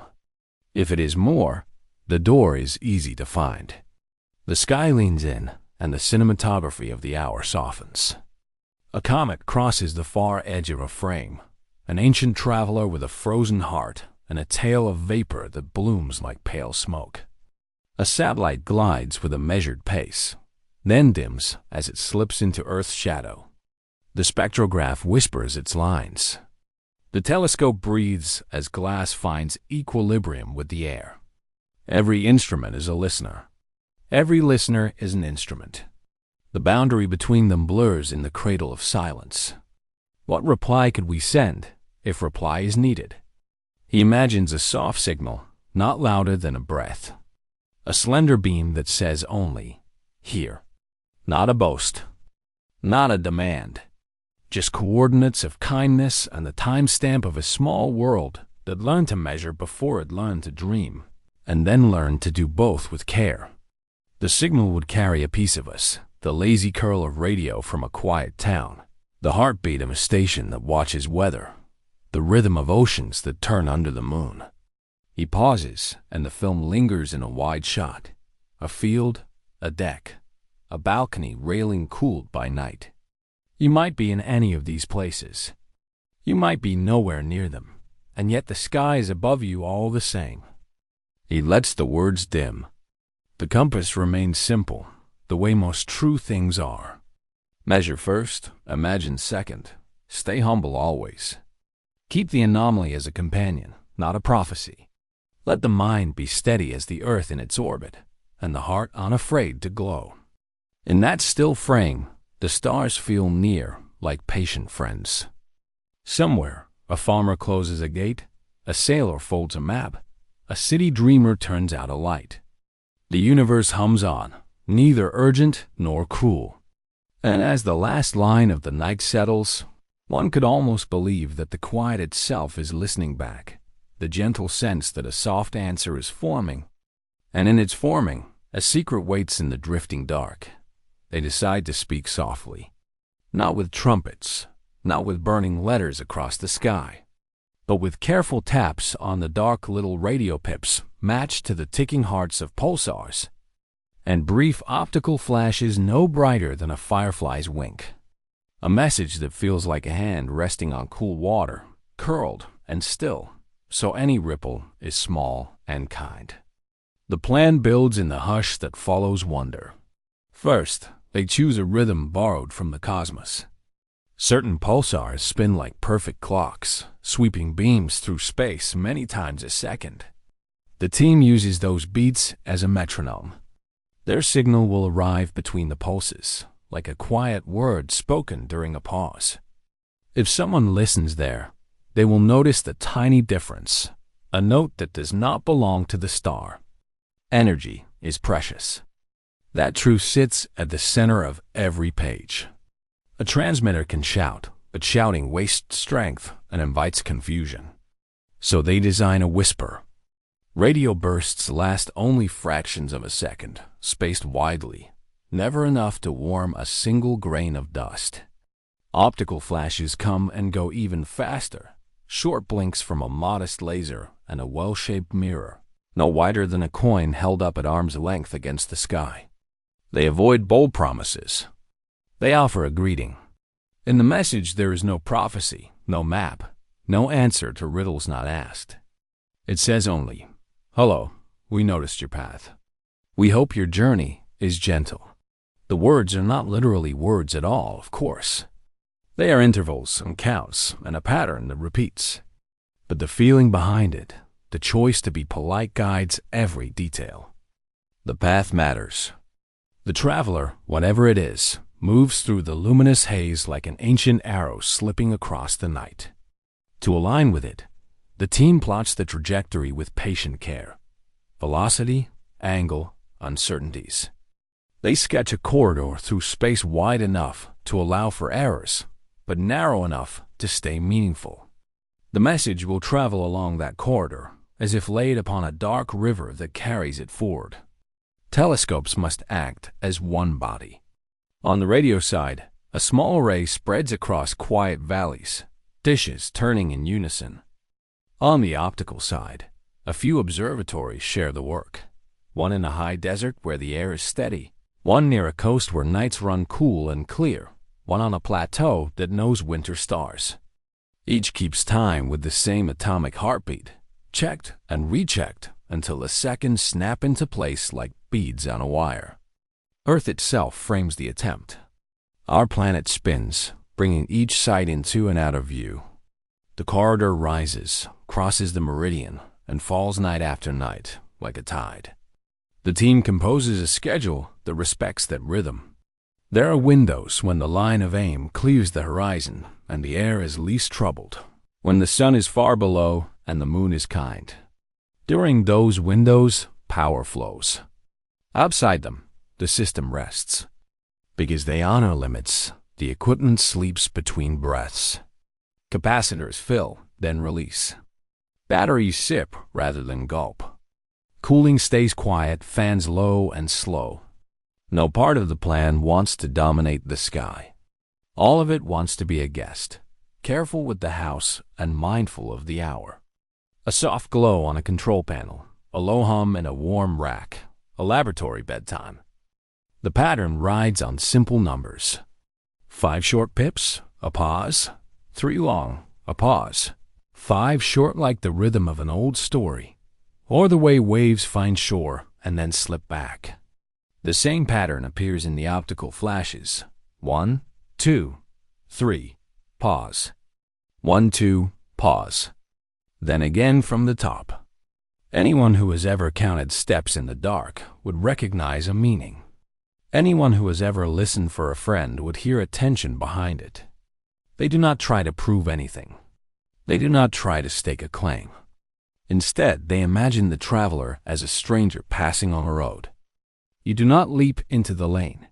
You stand at the fence, tip your hat, and wish them well. If the traveler is only dust and gravity, a greeting harms nothing. If the traveler is more, courtesy sets the tone. Coordination reaches beyond the observatories. Small amateur groups join school rooftops, quiet farms, city balconies where the glow is bearable for a few dark hours. These watchers do not transmit. They listen and record. They learn the timing and look for the faint return that might someday skim back along the corridor. The team shares a simple notebook. How to point, how to measure, how to be patient. In that shared patience, a field of small lanterns appears. Patience is the strongest instrument. It tunes nerves and widens eyes. It waits out weather and politics and the long chores of maintenance. It sits with the mystery without demanding it reveal itself. In the past, patience found comets, mapped nebulae, traced the dim edges of rings. In the future, patience may hear a response so soft it looks like a mistake the first 3 times. Night after night, the Earth turns. Constellations drift like slow music boxes. The radio array breathes, pip, pause, pip. The laser whispers, blink, rest, blink. Spectrographs watch for changes in starlight, a telltale wiggle where a flat line should be. Data trickles into storage, tagged with times and angles, marked with wind speeds and temperatures, annotated with bird, plane, satellite, or unknown. Most unknowns become known with a little work. On some nights, the air feels old, as if it remembers the first fires. On some mornings, the dew settles on handrails and steel, and the world smells like clean stone. The people on duty speak softly, because the room calls for it, because the sky over their shoulders calls for it too. They make tea and sit with maps. They touch the edge of awe and put their hands back in their pockets. Beneath the science runs a human thread, a wish to be gentle in a universe that can be harsh. Supernovas burn, black holes feed, comets break. But kindness is a force as real as gravity in the ways that matter to us.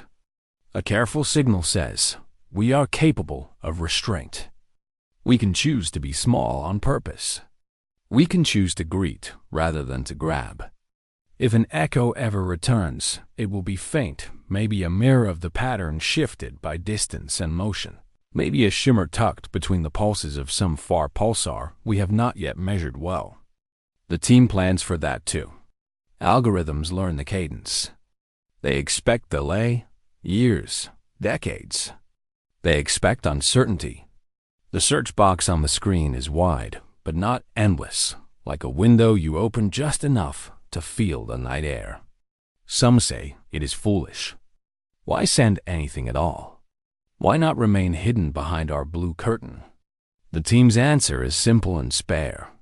The message carries no map to our home, only the proof that someone here can count and care.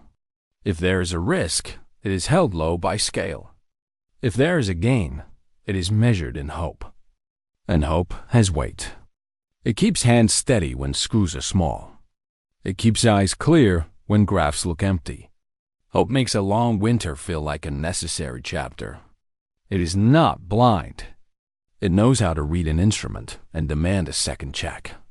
But it leans toward the idea that the universe, vast and cold as it can be, also has room for soft voices. Sometimes, near dawn, the corridor slips behind the earth and operations wind down. The dishes fold like sleeping birds. The laser cap clicks into place. Files replicate across quiet servers.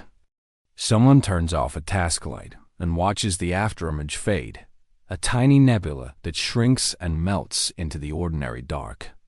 In that moment, the mission feels like a lullaby sung to a child not yet born. We live on a turning world. Our seas breathe. Our cities blink.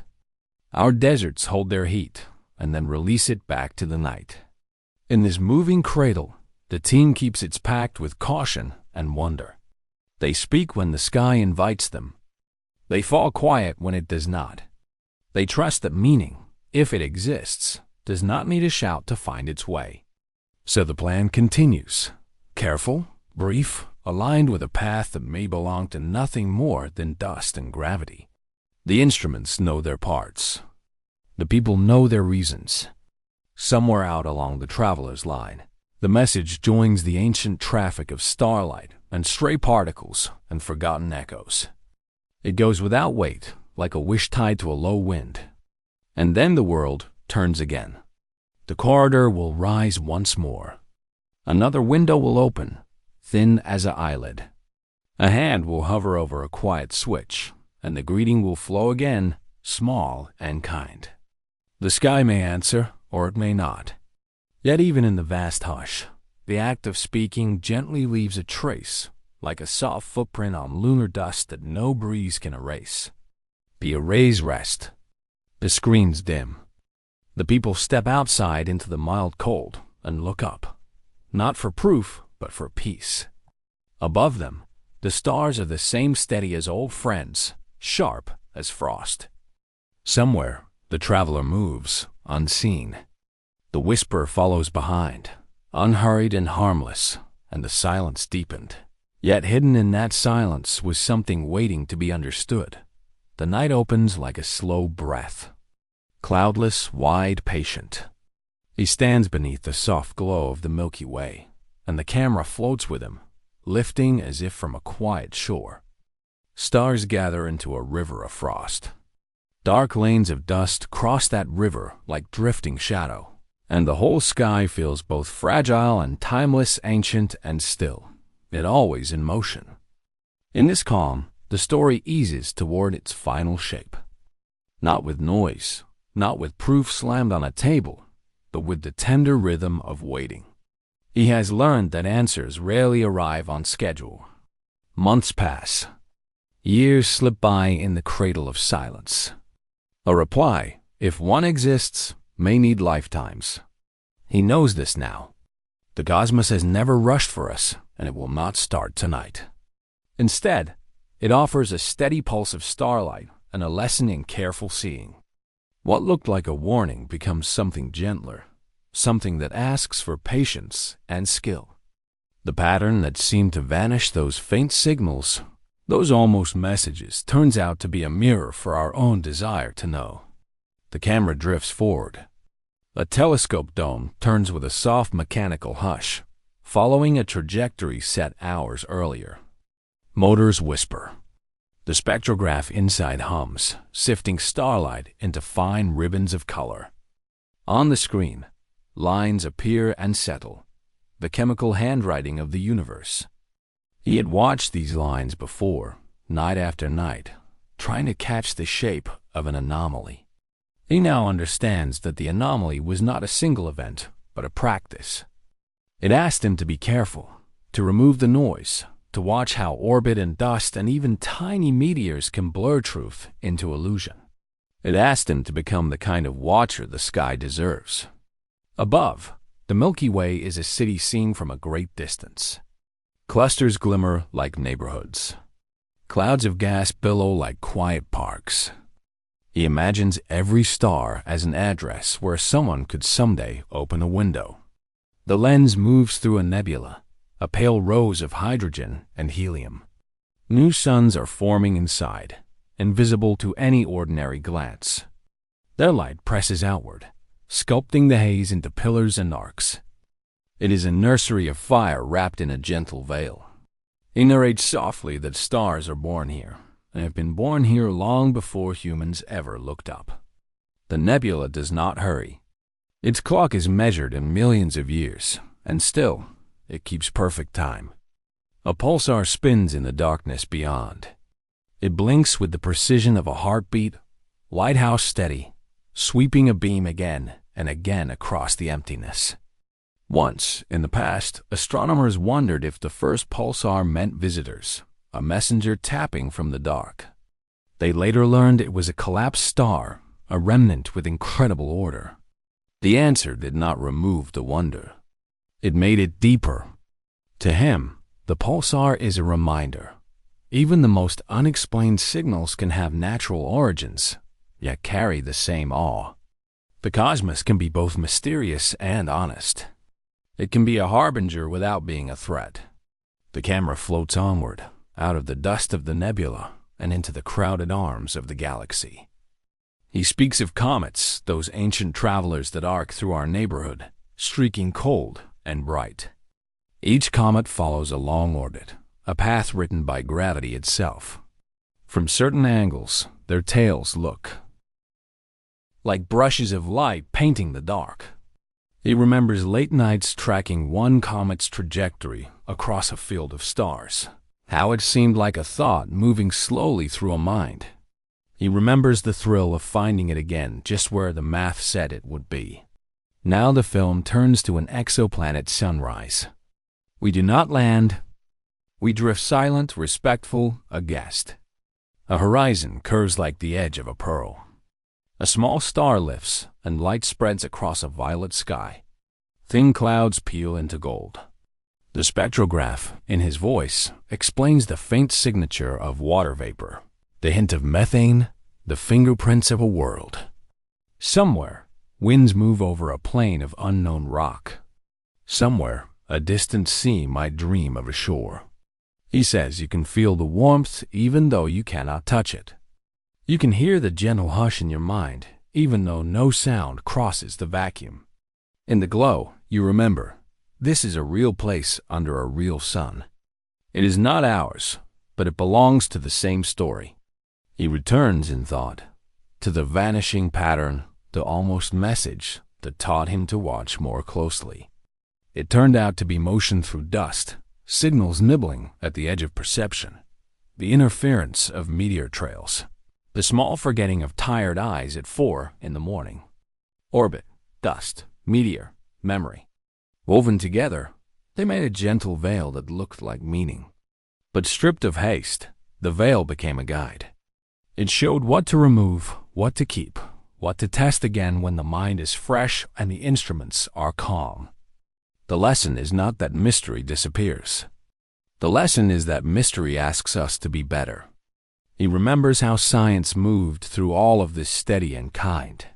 He tells you how colleagues checked his calculations without judgment, how one offered a new filter to clean the data, how another sent a note at dawn. Nice catch on the interference. Try this window tonight. There was no rush to declare an answer, no hunger for fear. The work did not fight the unknown. It held the unknown with careful hands. He had once believed that warnings must be loud to be heard. Now he knows a warning can be a whisper, a nudge that helps change a course by a single degree. The film slips deeper, toward a supernova that once blossomed like a white flower against black stone. Its light reaches us delayed, like a message mailed from centuries ago. The explosion is over. The bright ring is fading. The debris rushes outward in slow ballet, shining where it strikes surrounding gas.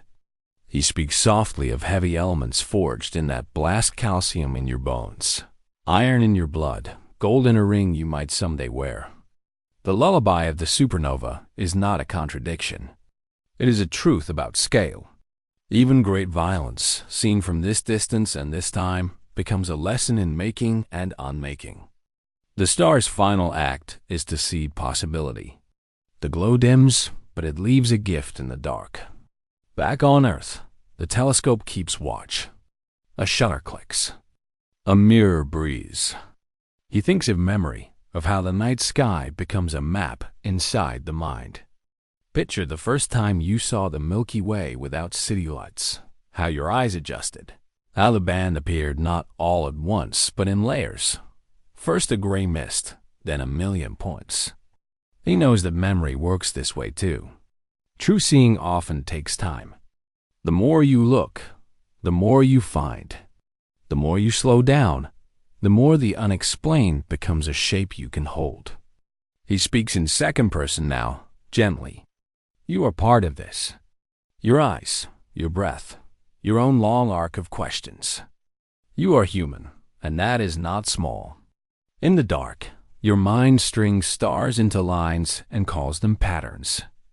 You draw paths, imagine messengers, hear a cosmic whisper, and lean closer. You ask if the unknown is trying to reach you. In a way, it is. The unknown is always an invitation. Sometimes it is a warning, but not the kind that seeks to frighten. It is a guide that asks for readiness. Are you prepared to listen with patience?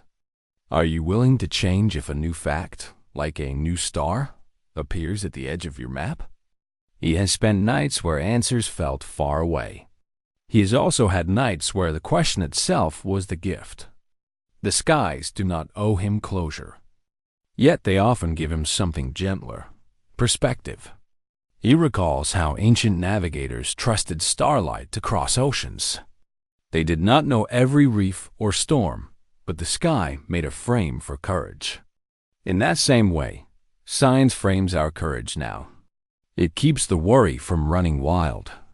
It reminds us that the unexplained today may be the explained tomorrow, if we work kindly and think clearly. A scatter of meteors sketches brief ink strokes across the frame. The camera tracks one, a grain of stone, a tiny thing, burning its life in a breath. It looks like a message because it is quick and bright, but it is only a traveler surrendering to the air. He smiles at the simple beauty. Not every flash is a signal. Not every silence is empty. Sometimes a quiet night is full of the right kind of waiting. He lets the Milky Way return to center.